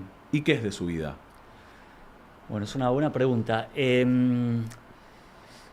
Él se consideró, digamos, de alguna manera vigilado hasta el 84 porque de hecho su antiguo jefe, entre comillas, en el sótano, que se llama Jorge Díaz Smith, lo siguió visitando, le siguió haciendo visitas a su casa para saber qué hacía, cómo estaba. Una vez que ya había terminado la dictadura. Sí, pero era una persona que manejaba mucha información, sabía demasiadas cosas y estaba vivo. Le tenía miedo. Le tenía miedo a lo que pudiera hacer. Nunca tuvieron la certeza absoluta de que hubiera pasado de su lado, cosa que después obviamente se probó que no. Entonces Basterra se sintió un poco, digamos, obnubilado por lo que estaba pasando, porque no terminaba nunca de recuperar la libertad, y con su familia decidieron pasar unos meses en la Patagonia, en donde tenían familia, en Neuquén. Pero sucedió que con el regreso a la democracia, él tenía que volver a Buenos Aires a declarar todo el tiempo, no solo por su causa, sino por todas las causas anexas que se iban abriendo. Así que finalmente volvió a La Plata, tuvo un periodo en el que curiosamente trabajó como fotógrafo de sociales, hacía bautismos, hacía cumpleaños, hacía casamientos, iba golpeando las puertas de la casa con fotos de bebés y mostrándole a las señoras que sabía que habían sido madres y si quería fotografiarlas. Y después, bueno, se convirtió en un testigo muy importante, como decíamos en el juicio de la Junta. Su testimonio está de alguna manera escenificado en Argentina en 1985. Aparece. Sí. No del todo, no le hace del todo justicia según las hijas, porque en un momento dice, bueno, yo trabajé para ellos, y las hijas siempre aclararon que lo suyo fue trabajo. Claro. Bueno, hay un punto. No tenía alternativa. Sí. Hay un punto, lo que está planteando Pablo respecto del trabajo de Víctor Basterra. No digo que hay un punto porque me parece a mí, sino porque hay un punto legal, inclusive. O no, digo, hubo una diferenciación a la hora de las condenas respecto de Víctor Basterra, dijeron hasta acá. Exacto. Y a partir de ese momento, como que dieron a entender que él trabajaba voluntariamente. Sí, la condena en el juicio, la sentencia en el juicio a las juntas, cuando toma los casos, algunos casos individuales, considera a Basterra privado ilegalmente de su libertad hasta 1981. Y dice que a partir de ahí él concurría voluntariamente a la ESMA. ¿Cómo vas a concurrir voluntariamente? Sí. Bueno, ¿Qué otra opción tenías? Mucha gente que trabajaba para la dictadura, y no hablo de Basterra, seguramente con mucha afinidad a los militares lo hacía. Ha sucedido con otros prisioneros, eso es cierto. Eso seguramente generó un recelo incluso, me imagino, de alguna madre, ¿no? Que lo veía de manera desconfiada. Sí, entre otros militantes también. Entre otros militantes y familiares. De hecho, cuando Basterra sale en libertad, empieza a llevar su caso a distintos organismos y en muchos recibió el rechazo. La pregunta clásica era ¿por qué mi hijo no y usted sí? Claro. Y Basterra eso le pesó mucho, tuvo periodos de depresión, su figura, digamos, fue mutando a lo largo de los años, a lo largo de las décadas y bueno, finalmente es una figura bastante indiscutible hoy en día, pero costó llegar a esa edad. Costó llegar a eso. Llegó. Volvió a la ESMA, volvió como una suerte de empleado, como formador de los guías. El otro día presentamos el libro y se me acercaron guías que fueron formados por él y todos y todas muy, muy agradecidos con su trabajo. Esa foto de Astiz, por ejemplo, se la tomó cuando necesitaba documentos truchos para ir a París, cuando armaron el centro piloto de París, ¿no es cierto? Sí, hay dos momentos. Yo creo que hay cuando esa es una foto, pero me parece que esa es anterior, me parece es el momento que vos decís, y después hay una posterior que Astiz se toma al regreso de la rendición en las Islas Georgia. Sí. Que lo ve a Astiz completamente cambiado sí. Con el pelo largo, sí. Un poco apesadumbrado, sin como la impronta de Golden Boy que solía tener. Claro, esta debe ser del 78. Claro, y la otra es posterior y Basterra le pregunta a Astiz ¿qué le pongo en el documento? Y Astiz le dice, pone Abramovich, un apellido judío, sí. Cuando siempre se supo que Astiz era bastante antisemita. Sí. Así que sí, hay muchas historias de esos entrecruzamientos con sus captores bastante perversos. Qué tremendo. Sí. Decíamos, costó mucho llegar a ese rol de indiscutido. Sí. Hoy, año 2026, Víctor Basterra falleció hace 5 años. 2020, sí. 2020, sí. Estamos en 2026 ya. 2020. hoy es un referente ineludible cuando hablamos de condenas a militares, es un referente indiscutido en los juicios de lesa humanidad? Para la justicia, sí, sin duda. Yo hablé con Mercedes Oiza Reilly, que es una de las dos fiscales principales del tramo cuarto, creo, de la megacausa, y sí, lo tiene prácticamente como su ídolo, una persona que quiere mucho, que siempre su testimonio ha sido referencia sobre lo que sucedió, y sí, digamos, sus fotos, sus negativos, sus listados de represores, de secuestrados, fotos del interior de la ESMA, incluso en el archivo del CELS hay fotos de otros campos de concentración que seguramente le han acercado a Basterra, personas que no quisieron figurar, pero que eso se llamó el Fondo Basterra, que es un archivo que sigue creciendo. Así sea, él terminó dedicando su vida a la causa, su vida a recopilar información, a recopilar fotos, vivía para esto. Casi como una cuestión personal, te diría como una cuestión personal, los buscaba, si había una noticia en el diario iba, si sabía que había un represor que estaba de alguna manera enmascarado trabajando en el municipio de Ushuaia, iba y lo emboscaba con un canal de televisión diciéndole: vos sos jeringa, vos sos el enfermero que me tiró un balde de agua fría en invierno cuando yo pedí agua. Los tenía identificados. Esto que estás contando es real. Es real. Lo del municipio de Ushuaia es real, pasó. Claro, porque recordemos que en los 90, todos indultados, obediencia de vida, punto final. Lo que decía Horacio Petragal hace un ratito. Lo que decía Horacio. Te encontrabas con tu torturador en la farmacia. En la farmacia. Y él se ha llegado a cruzar con muchos en estaciones de subte, en la calle. Incluso muchos que todavía creían que él de alguna manera había formado parte de ellos, claro, o de su modo de ser. Y sí, ha dedicado su vida a esto, no le ha sido gratuito porque, bueno... en un momento lo puteaban de los dos lados, era exacto, como que... Exacto, sí. Bajándolo, ¿no? Un poco. No, pero una modificación tan brutal de tu vida que podía haber tenido otro sino, se paga con salud, se paga con... Sí, él soñaba, escribía, la familia, como decía, ha sido generosa y ha compartido materiales en los que se ve su angustia por haber sobrevivido, por haber recibido el odio que recibió en los primeros momentos de la democracia. Hablaste de los sueños. ¿Llegaste a hablar con alguien acerca de cuáles eran los sueños de Víctor? Él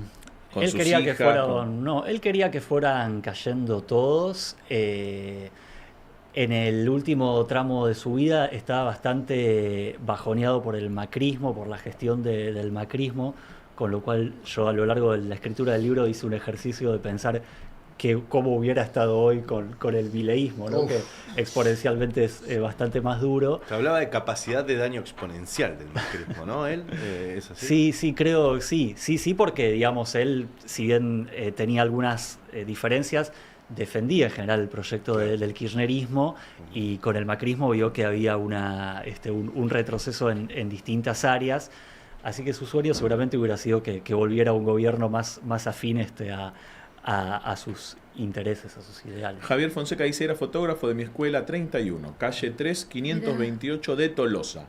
Mi primaria, era nuestro fotógrafo en nuestra primaria, una gran persona. Mira. Bueno, muchas gracias por el mensaje. Sí, yo estuve ahí por la zona de Tolosa, que es el suburbio de La Plata, en donde él vivió y trabajó, y donde tuvo locales de fotografía, tuvo locales de sacar justamente fotos grupales para los grupos de estudiantes, así que... Sigue, mira, justamente inauguramos una plaza esta semana con su nombre. Es la persona más importante y reconocida de Tolosa. Cristina de Tolosa. Hay algunos se lo van a... Un orgullo para todos, desde donde esté, gracias, dice Javier Fonseca. Hola. Estela también, Estela de Carlotto también. Estela también es de Tolosa. Y hay murales que los tienen a todos juntos por ahí. ¿Allá en Tolosa? Sí. Mira. Sí, se pueden visitar. No hay película de ficción, ¿no? Hecha de Basterra. Es para una serie. No, hay un par de para una serie. Es lo primero que le dije. Terminé en el libro y le digo, chabón, esto es para una serie, para una película. Si me lo prestó urgente, le digo, ya. Hay documentales, pero no hay ficción basada en su caso. Me acuerdo, no sé, se me ocurre la de la mansión Seré, que está Pablo Echarri, Crónica de una fuga. Claro, bueno, hay, de Claudio Tamburini, o el Garage Olimpo, claro. Hay varias, pero no de este personaje. No, lo más cercano es la escena de Argentina 1985, que están primero los fiscales, Estracera y Moreno Campo, con su material desplegado en las mesas de la fiscalía, con el material real, porque es el que él realmente rescató. Y a continuación, la escena del testimonio, en la cual se intenta mostrar que los abogados de la defensa, los abogados de los militares, un poco lo ponen contra las cuerdas. Claro, ahí es cuando lo aprietan con el tema del trabajo. Bueno, pero no hay liquidaciones de este trabajo que usted hacía acá. Y él decía, si yo trabajaba me liquidaban. Así que no fue realmente un testimonio bastante contundente y lejos de... Con una presencia, además, en su declaración de alguien importante como Borges, ¿no? Exacto, sí. Claro. Estaba allí viendo... Hay un texto que se llama... es una forma de decir, ¿no? Sí. Bueno, un saludo a todos los compañeros no videntes. Son muy copados. Un saludo a los compañeros no videntes que van a saber entender esto. Borges habló específicamente ¿Y qué significó? Porque fue muy llamativo lo que contó Borges acerca de cómo relataba en su declaración ante los jueces Basterra, ¿no? Sí, el texto se llama 22 de julio de 1985, es el día de la declaración, salió en la agencia EFE, salió en Clarín, y lo que de alguna manera horroriza a Borges es que el testigo no está horrorizado, que el testigo cuenta lo que le pasó con frialdad, como con un desapego. Con cierta naturalidad, que no se malinterprete, ¿no? Pero... Claro. Y Borges dice, este hombre está como ajeno a lo que digo, lo cual no era así. Lo que pasa que Basterra en ese tiempo ya llevaba haciendo un ejercicio de sistematizar lo que había vivido, de escribirlo. El llamado informe Basterra, que está disponible en la web, tiene toda una parte de un testimonio en primera persona en la cual él cuenta bien lo que pasó. Y cuando declaró, lo que él quería era dejar en claro nombres, apellidos, cargos, circunstancias, fechas. Y bueno, Borges, que no estaba acostumbrado a este tipo de textos y de testimonios, justamente, salió horrorizado y dijo, he estado en el infierno, una cosa así. Si recién llegás y recién te sumás a Data Clave, nuestro querido compañero que está acá se llama Pablo Corso, es autor del libro El ojo en la tormenta. Ahí está, mostrá la tapa, Ivy. Es un librazo que es Víctor Basterra, el fotógrafo que expuso a los genocidas, que además te puede parecer, por lo que estamos hablando y porque por la fecha y porque es lo que primero te atrapa, es el elemento heroico de Víctor Basterra y sus condiciones de detención y su porvenir y su después de la dictadura y sus días en cautiverio. Pero Pablo lo que hace en el libro además es contarte con mucha calidez lo cotidiano, que detrás de todo eso hay una persona, hay un tipo que cantaba y que cantaba muy bien, hay un tipo jodón, hay un tipo chistoso. ¿Cuán fácil fue para vos acercarte al personaje? Bueno, primero siempre todos somos periodistas y sabemos que puede haber una resistencia inicial, una desconfianza, un desconocimiento, digamos, de quién está encarando el trabajo, que en esta ocasión tiene que ver con tu padre, con tu esposo, con tu tío. Pero debo decir que una vez que se abrió la puerta de las hijas, después las cosas discurrieron con bastante facilidad y con bastante generosidad y transparencia por parte de la familia.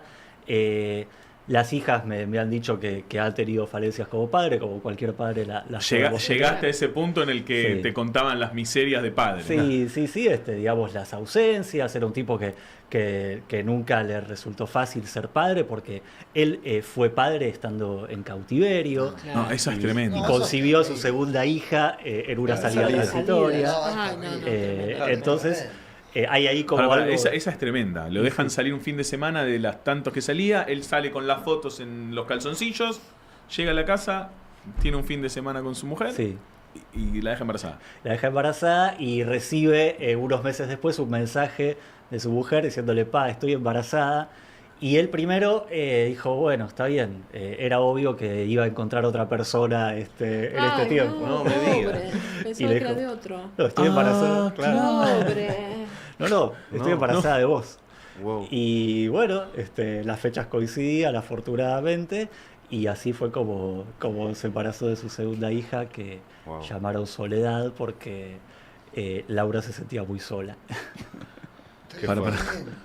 Predestinada, pobrecita. Sí, ahora Soledad le gusta. Hoy Soledad tiene ¿cuánto? ¿40? Hoy Soledad tiene, claro, 42. nació en el 80, tiene más. 46. 44, sí. Se dice, me llamo Soledad, se mira al espejo y... A ella le gusta que le diga el sol. Claro, cambió, claro. Es mucho más lindo el sol que la Cambió su soledad. destino. Exacto. ¿Sabés que el otro día, me estoy acordando, Félix Kraus mencionó un hecho muy puntual que tenía como ejemplo a Víctor Basterra, y era la voracidad de los represores por las documentaciones y las propiedades. Claro. A él le comen una casa. Exacto.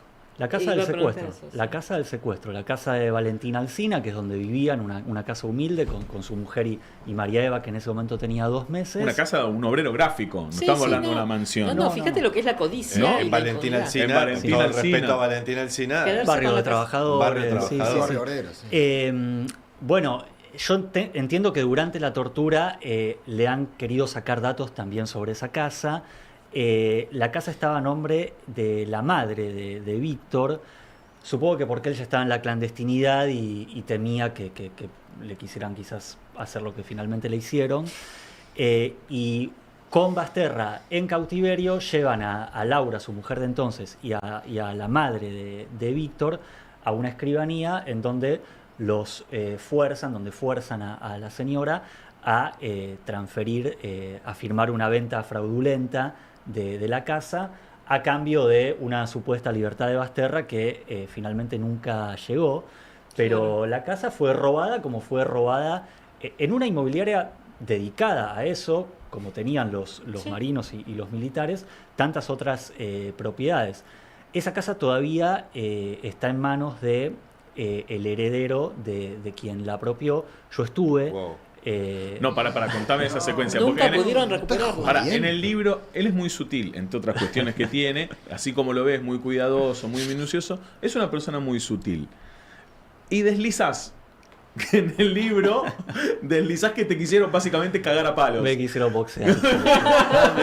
¿Cómo es Literal. esa secuencia? Sí. Bueno, logré ubicar la casa porque dentro de todo, digamos, el material, los legajos judiciales, etcétera, accedí a la dirección donde fue Basterra secuestrado, cambió de nombre la calle ahora, y bueno, fui a la dirección. Primero toqué timbre en los alrededores, nadie contestaba, o los pocos que contestaban me decían que no sabían. Hubo uno solo que me atendió y me dijo, no, pero él lo secuestraron hace muchos años y lo mataron. No sabía que había sobrevivido. No, o no sabían o la gente a la que yo le tocaba timbre prefería no hablar. Bueno, yo ya me estaba yendo, pero me di una vuelta a manzana como para ver si veía algo más. ¿Ya tenías la casa ubicada? Sí, claramente. Ya sabían. Okay. Lo que pasa que era otra casa, o sea, es un chalet refaccionado, acorazado de rejas y ventanas cubiertas, con cámaras. Bueno, me llamó la atención un poco eso. Me estaba yendo, pero dije, no, voy a dar una vuelta a manzana más y voy a volver. Dato importante, en la casa me había atendido finalmente una señora, una anciana, que no me dijo que no era la dueña, me dijo, no, esto pasó hace mucho, yo no quiero hablar, andate. Bueno, me fui a dar esa vuelta a manzana, y cuando estoy de nuevo acercándome a la casa, viene un tipo grandote y me dice que estaba haciendo, que quién era yo, que qué me pasaba. ¿Te dio lugar a contestar, por lo menos? Sí, lo tenía acá. O sea, mucho lugar no te dio. Claro. Algo de lugar. Bueno, pocos centímetros. Mucho lugar, yo no no te sé. dio. De ahora me quedé firme. A ver, caliento tenés. Exacto. Me mostró una credencial, me dijo, yo soy policía. Me mostró una credencial policial que era como de hacía 30 años. Le dije, pues esta credencial es viejísima. ¿Le dijiste? Sí. Y me dijo, no, yo soy policía. Y yo le dije, bueno, vamos a la comisaría a ver si sos policía. Pero no quería ir a la comisaría, claramente. Y me apretó, como estuvo a punto de pasar a la violencia física. Yo le dije que era periodista, le dije lo que estaba haciendo. Pero después no te tira una buena, no te contesta un par de preguntas. No, lo que pasa después vino una conversación surrealista en la cual yo intentaba convencerlo de algo y él intentaba convencerme a mí de que su padre había trabajado toda la vida y de que nunca lo habían llevado por nada. El padre aparentemente compró la propiedad de buena fe. Ok. Pero después claramente es imposible que no supieran el origen de esa casa. Víctor Basterra queda en libertad el 3 de diciembre del 83. ¿Alguna vez pudo recuperar la casa? ¿Está judicializada? ¿Alguna vez la reclamó? ¿La justicia qué dijo? El único dato que tengo es que unos años antes de morir fue con una periodista, creo que con Nancy Pasos, para hacer un informe sobre esa casa, que él se quedó como en la vereda de enfrente. Es fuerte, ¿no? Sí, y que se le vino, yo creo que este mismo tipo, Basterra le dijo, esta es mi casa. El tipo le dijo, no, esta no es más tu casa, vos vivías en un rancho, ahora esto es otra cosa. Wow. Sí. Y bueno, después la causa no ha avanzado, toda la parte de los bienes robados, tengo entendido que está un poco estancado. Porque es sintomático, ¿viste? Te hablan de la dictadura y de los represores como máquinas de matar y de un plan ideológico y sistemático, lo cual es cierto, pero también eran unos rastreros de poca monta que se terminaron llevando la casa de un obrero gráfico en Valentín Alsina, más allá de los viñedos esos de Mendoza que conocemos, era todo. y de Macera Era todo, y su todo, gusto. Se rapiñaban los muebles, los juguetes. Los juguetes de los niños. Una de las chicas de Historias Desobedientes, justamente, cuenta que su padre le llevó una cajita de música de regalo. Claro. De otra niña. Discos roban también. Ayer escuchaba ahí, en el programa de datos que les decía que miré ayer en Minuto 1, contaba cómo les habían robado discos y que de hecho muchas veces para torturarlos también les ponían sus propios discos. Es que tenían la música que les habían en robado. La ESMA tenían lo que llamaban el pañol, claro. Y en el pañol acumulaban todo lo que eran bienes muebles, digamos, desde autos. Un pañol. Desde autos armaron un taller mecánico propio para reparar los autos choreados. Claro. Y en el pañol guardaban todo, desde tocadiscos hasta televisores, pasando por muebles, ropa de los propios detenidos y detenidas que a los que mataban dejaban la ropa y los detenidos que seguían vivos la refaccionaban para los nuevos que ingresaban. Nunca nos olvidemos de esto, más allá del aparato sistemático e ideológico que la dictadura quiso implementar acá en este país, fueron rastreros de la peor calaña, fueron violadores de la peor calaña, fueron delincuentes comunes de la peor basura y la peor mierda que tuvo este país. Mauro, y un agregado a lo que él decía, la inmobiliaria, por eso hablamos de dictadura cívico-militar también, una inmobiliaria que no eran militares tal vez, sino que tenían negocios con los militares. Una pata civil esa inmobiliaria que claro, formaron había una pata ellos, civil. Pero ojo que esos negocios siguen hasta la actualidad, lo comentamos el otro día, yo pude hacer una leve investigación acerca de la continuidad de lo expoliado en ese tiempo. Y esa guita sigue circulando y ellos se siguen financiando con esa plata que es administrada por un par de esposas de ellos que siguen vigentes, tienen empresas offshore donde administran y se hacen circular esa guita. Algunos deben comprar terrenos para armar barrios cerrados también, ¿no? Pablo, ¿por qué Víctor Basterra? Y porque fue un personaje, digamos, reunía las características de ser un personaje que tenía un nivel de conocimiento, yo no lo conocía, por ejemplo, y soy una persona bastante informada, mediano abajo, que yo pensé que más o menos para esta época, yo siempre pensé que el libro podía salir para esta época, podía tener y de alguna manera merecía una mayor visibilidad. Y porque no es sin desmerecer ninguna historia, por ahí no es la típica historia del sobreviviente, sino que es de un sobreviviente que tuvo como muchas contradicciones a lo largo de su vida y con el hecho de rescatar este material y de presentarlo a la justicia, tuvo un acto de redención muy espectacular para mi gusto. ¿Cuál es el momento en el que vos das con la historia y decís, es libro? Primero, como diste con la historia, viste que uno está más o menos, alguna vez escuchaste, si bien no te centraste, alguna vez todos habíamos escuchado la historia de Víctor Basterra, sabemos que había un muchacho, alguna vez un señor, que tal otro. ¿Cuál es el momento en que vos te apropiás de esa historia y pasa a ser la historia de tu libro? Bueno, la génesis es ver en redes sociales que había una historia de una persona que había hecho esto, inmediatamente el reflejo de decir esto es un libro, el segundo ver si efectivamente había un libro, al no haberlo lo propuse en la editorial. Y después, bueno, digamos, uno se va acercando al personaje a lo largo de la investigación.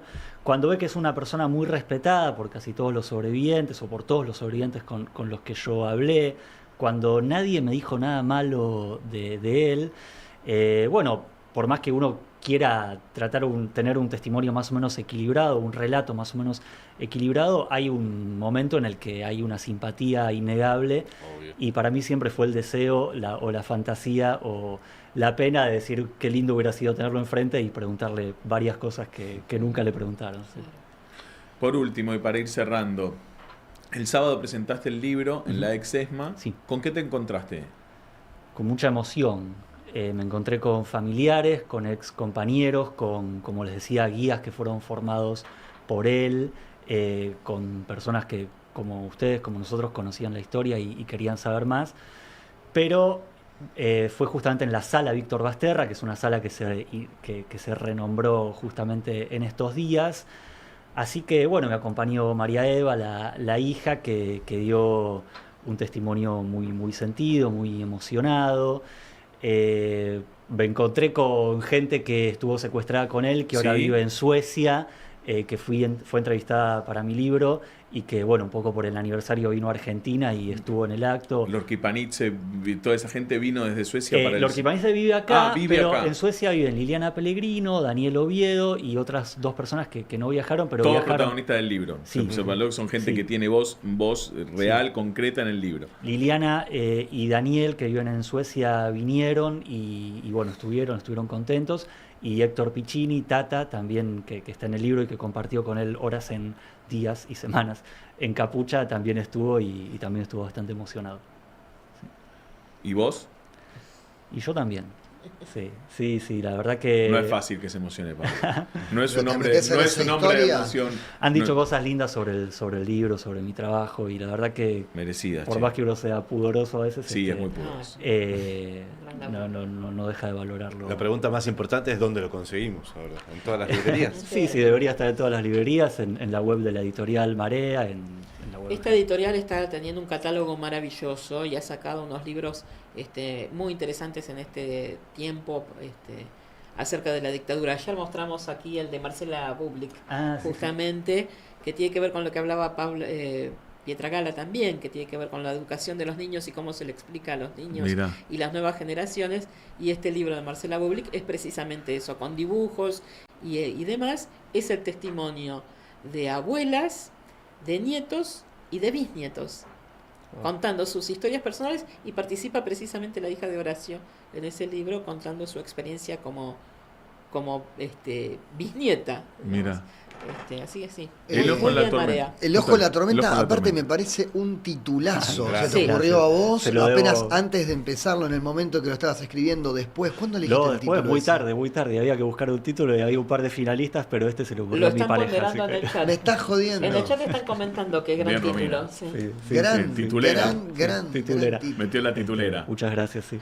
Bueno, Lo mostramos mostramos de el vuelta. libro una vez Lo más. mostramos de vuelta. El ojo en la tormenta, Pablo Corso, la historia de Víctor Basterra, el fotógrafo que expuso a los genocidas. Gran tapa, es además, un libro gran portada. delicioso, minucioso, periodístico, humanístico, todo eso y mucho más con una pluma. La Sí. verdad, te luciste, hermano. Atrapante, Muchas gracias, atrapante. muchas gracias. Muchas Vale gracias. la pena, vayan a las librerías, consíganlo como puedan, pídanlo prestado, róbenlo. No decimos nada, no hay nadie mirando. Sabías que no es delito. No es delito, sabemos que no es delito. ¿Qué es parte de la inocencia fiscal? ¿De ahora? Lean, Son héroes los Se puede que... robar. lean este libro. Víctor O Basterra, preso. El ojo en la tormenta de Pablo Corso, vale la pena. Gracias, hermano, por venir. Muchísimas gracias, un gran placer. Un gran amigo de muchos años. Te quedas son 10 minutos, te quedas más. Claro Porque que sí. vamos a hacer brevemente un repasito de que el fin de semana el fútbol, otra vez el fútbol, quizás, como decía Galeano, lo más importante dentro de lo menos importante, plantó bandera otra vez y una vez más, a propósito del 24 de marzo, otra vez, ay, me ahogué, y una vez más, Memoria, Verdad y Justicia. Sí. Y esperábamos también, ¿no?, que eso sucediera por parte de protagonistas, pero sobre todo también de instituciones, de los clubes, ¿no? Los clubes que en esta, viste, cuando quieren debatir y discutir que sí, que no, de los socios, de los no socios, bueno, sabés que si los clubes no fueran de los socios, si fueran empresas, nada de esto que te vamos a mostrar ahora hubiera ocurrido. Si quieren empezamos, esperá, que estoy buscando acá la rutina, pero si querés, encima. anda tirando, Manu, que hay, porque la verdad es que vale la pena hacer este breve repaso. Empezamos con el diseño especial de la camiseta de Atlanta. Nos vamos a quedar afuera seguramente de un montón. No, ¿esto qué es? ¿Banfield? Esto es Banfield. Ahí está. Atlanta. No, estamos al aire con Atlanta. Memoria y Verdad y Justicia. Sacaron una remera edición especial que Preciosa. se agotó. Preciosa. Se agotó, una remera hermosa. Linda, sí. Si sos hincha de alguno de los clubes que no vamos a nombrar, no puties, perdón. Es acotado esto. ¿La reeditaron? La reeditaron, se agotó y volvieron a reeditarla. Yo te digo, aún siendo de Boca y esto es de Atlanta, medio que podés ir a la cancha con esto. De Central también. Mirá Argentinos Juniors. Argentinos Juniors tuvo una iniciativa espectacular que es anunciar la citación de los jugadores de fútbol, de los 24 están ahí. Bueno, los que están abajo son socios de argentinos desaparecidos por la dictadura militar. Wow. Entonces, para la citación al partido, incluyeron, ¿ves? Está el plantel de Argentinos Juniors, el último es el misionero Facundo Jaininowski, y abajo 30.000 son socios de Argentinos Juniors desaparecidos. Raimundo Gleiser. Qué interesante. Claro, Gregorio Nachman, Raimundo Gleiser, sí. Reconocidos. Esto es Nueva Chicago, antes del partido del fin de semana. Matadé, banderas, familiares. Y este tal vez, este es Banfield, ¿no? Este es el video de Banfield. Sí. Mirá, los 11 de Banfield salen de memoria. Wow. Estos videos alusivos institucionales son espectaculares. Con los lugares. Este es buenísimo. Buenísimo. 25 Monte Grande. Hansen, 26 años, al momento de su secuestro el 12 de abril de 1977. Eduardo Streger, 32 años, detenido, desaparecido el 12 de mayo de 1977. Con los familiares. Germán Gavio, 16 años, baleado en la asunción de Héctor Cámpora el 25 de mayo de 1973 en Plaza de Mayo. José Pablo Ventura, 26 años, asesinado el 4 de enero de 1977 en Santa Fe. Mario Pierrepón, detenido, desaparecido el 25 de febrero de vamos con defensores, así le metemos rapidito, que tiene que venir el jefe de gabinete también. Ah, ¿viene? Viene. Y sí, hoy dio conferencia. Sí. Mirá, estos defensores de Belgrano, curiosamente o no tanto, frente a la ESMA. Esto es enfrente. Si no sos de Buenos Aires, te contamos cómo es. Es el club que queda enfrente. Es el club cuya tribuna se llama Marco Zúcar, por el militante montonero hijo de Marco Zúcar, hijo de su padre. Esto es San Lorenzo también. Tiene un video de 4 minutos que no lo vamos a poner porque es muy largo, pero también están los familiares de los socios desaparecidos. Yo me quiero centrar, hay 2 videos. Mirá el de Estudiantes. El de Estudiantes es una obra de arte.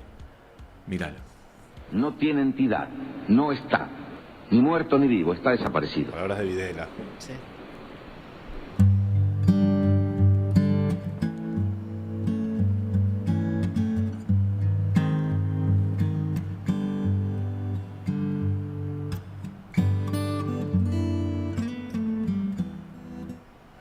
Linda reversión de Charlie, ¿no?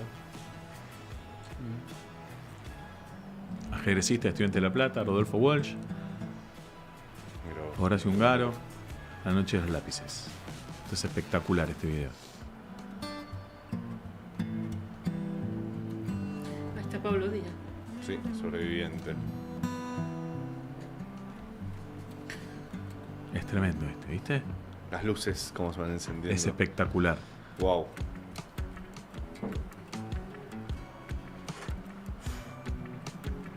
Santucho. Laura Carlotto. Ok. Tiene música original y por un tema de copyright se tapa. Iñaki. Ahí está, mirá. Joaquín Areta. Todos los socios de Estudiantes de La Plata. Bueno, la Plata, por supuesto, un epicentro de tremendo, estudiantil, obviamente. Y cerramos con Newells. Mirá, el de Newells no sé si tiene, no tenemos que silenciarlo. El de Estudiantes es espectacular, es mi favorito. Mira este. Newell así enfermo como todos, como somos todos en la familia, y él le hizo prometer a mi abuela que su hijo iba a ser de Newell.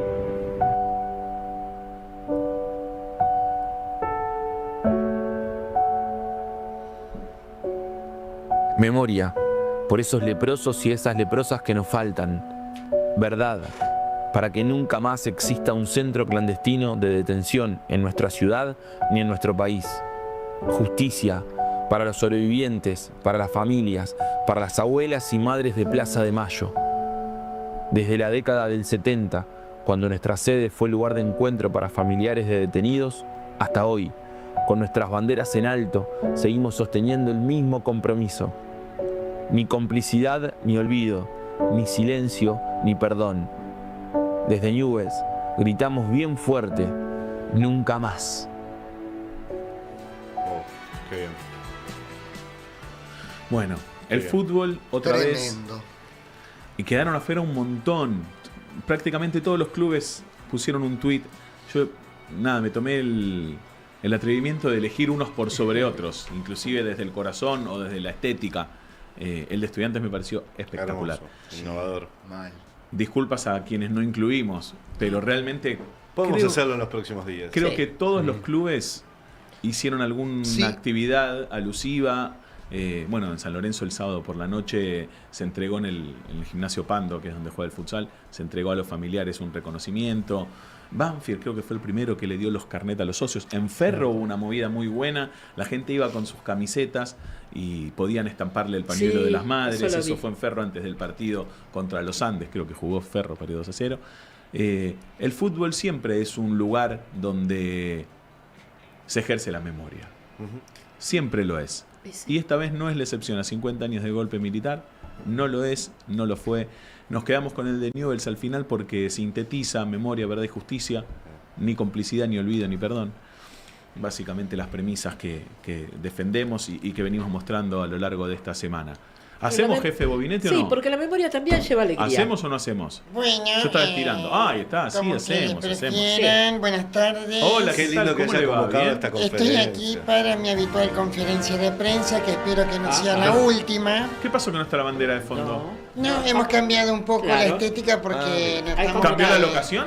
No, tenemos que cambiar un Pero poco se ve ahí algunas como un cosas. sótano, eso es un Eso es el presidente Javier Milei. Sí, sí, pero la imagen es como un sótano. está- Podríamos Va cambiar a empezar a la... transmitir desde la clandestinidad. Son los sótanos de la democracia. Yo, Claro. antes que nada, quiero aclarar Los que sótanos de la democracia de Milei, decís vos, ¿no? no tengo nada que esconder. Sin embargo, no voy a aceptar ninguna pregunta acerca de 2 puntos. Oh, Buah. pero ¿cómo? Mi patrimonio, los viajes en avión, Tu matrimonio. ningún Sí, otro sí. tema de índole personal que no compete en el periodismo y mi pelo. Esto para no Bueno, entorpecer. entonces no podemos hablar de nada. ¿De qué le vas a preguntar? Esto es para bueno. no entorpecer la causa. Lo que nos obviamente, interesa, ¿no? Gracias, Esquivel. Si ustedes quieren entorpecer Ustedes que la son causa, periodistas, Pero vos le das letra a esto. ustedes que son periodistas deberían Gracias. comprender que esto es Gracias. para no entorpecer a la ¿Vos le justicia. das letra a este tipo? no, ustedes quieren meterse con la justicia, ningún problema. Aclarados Sonó estos amenaza temas, eso, jefe. Sí, a la justicia va a tener que meterse usted. eh, Lo van a meter de preso. ahora sí respondo las preguntas de los periodistas. Yo creo que me toca, presentes. si me lo permite, creo que soy yo, ¿no? El primero que... Sí, sí, bueno, sí, que sí. va a ¿Usted consultar. quiere preguntar, Corso? Yo le puedo...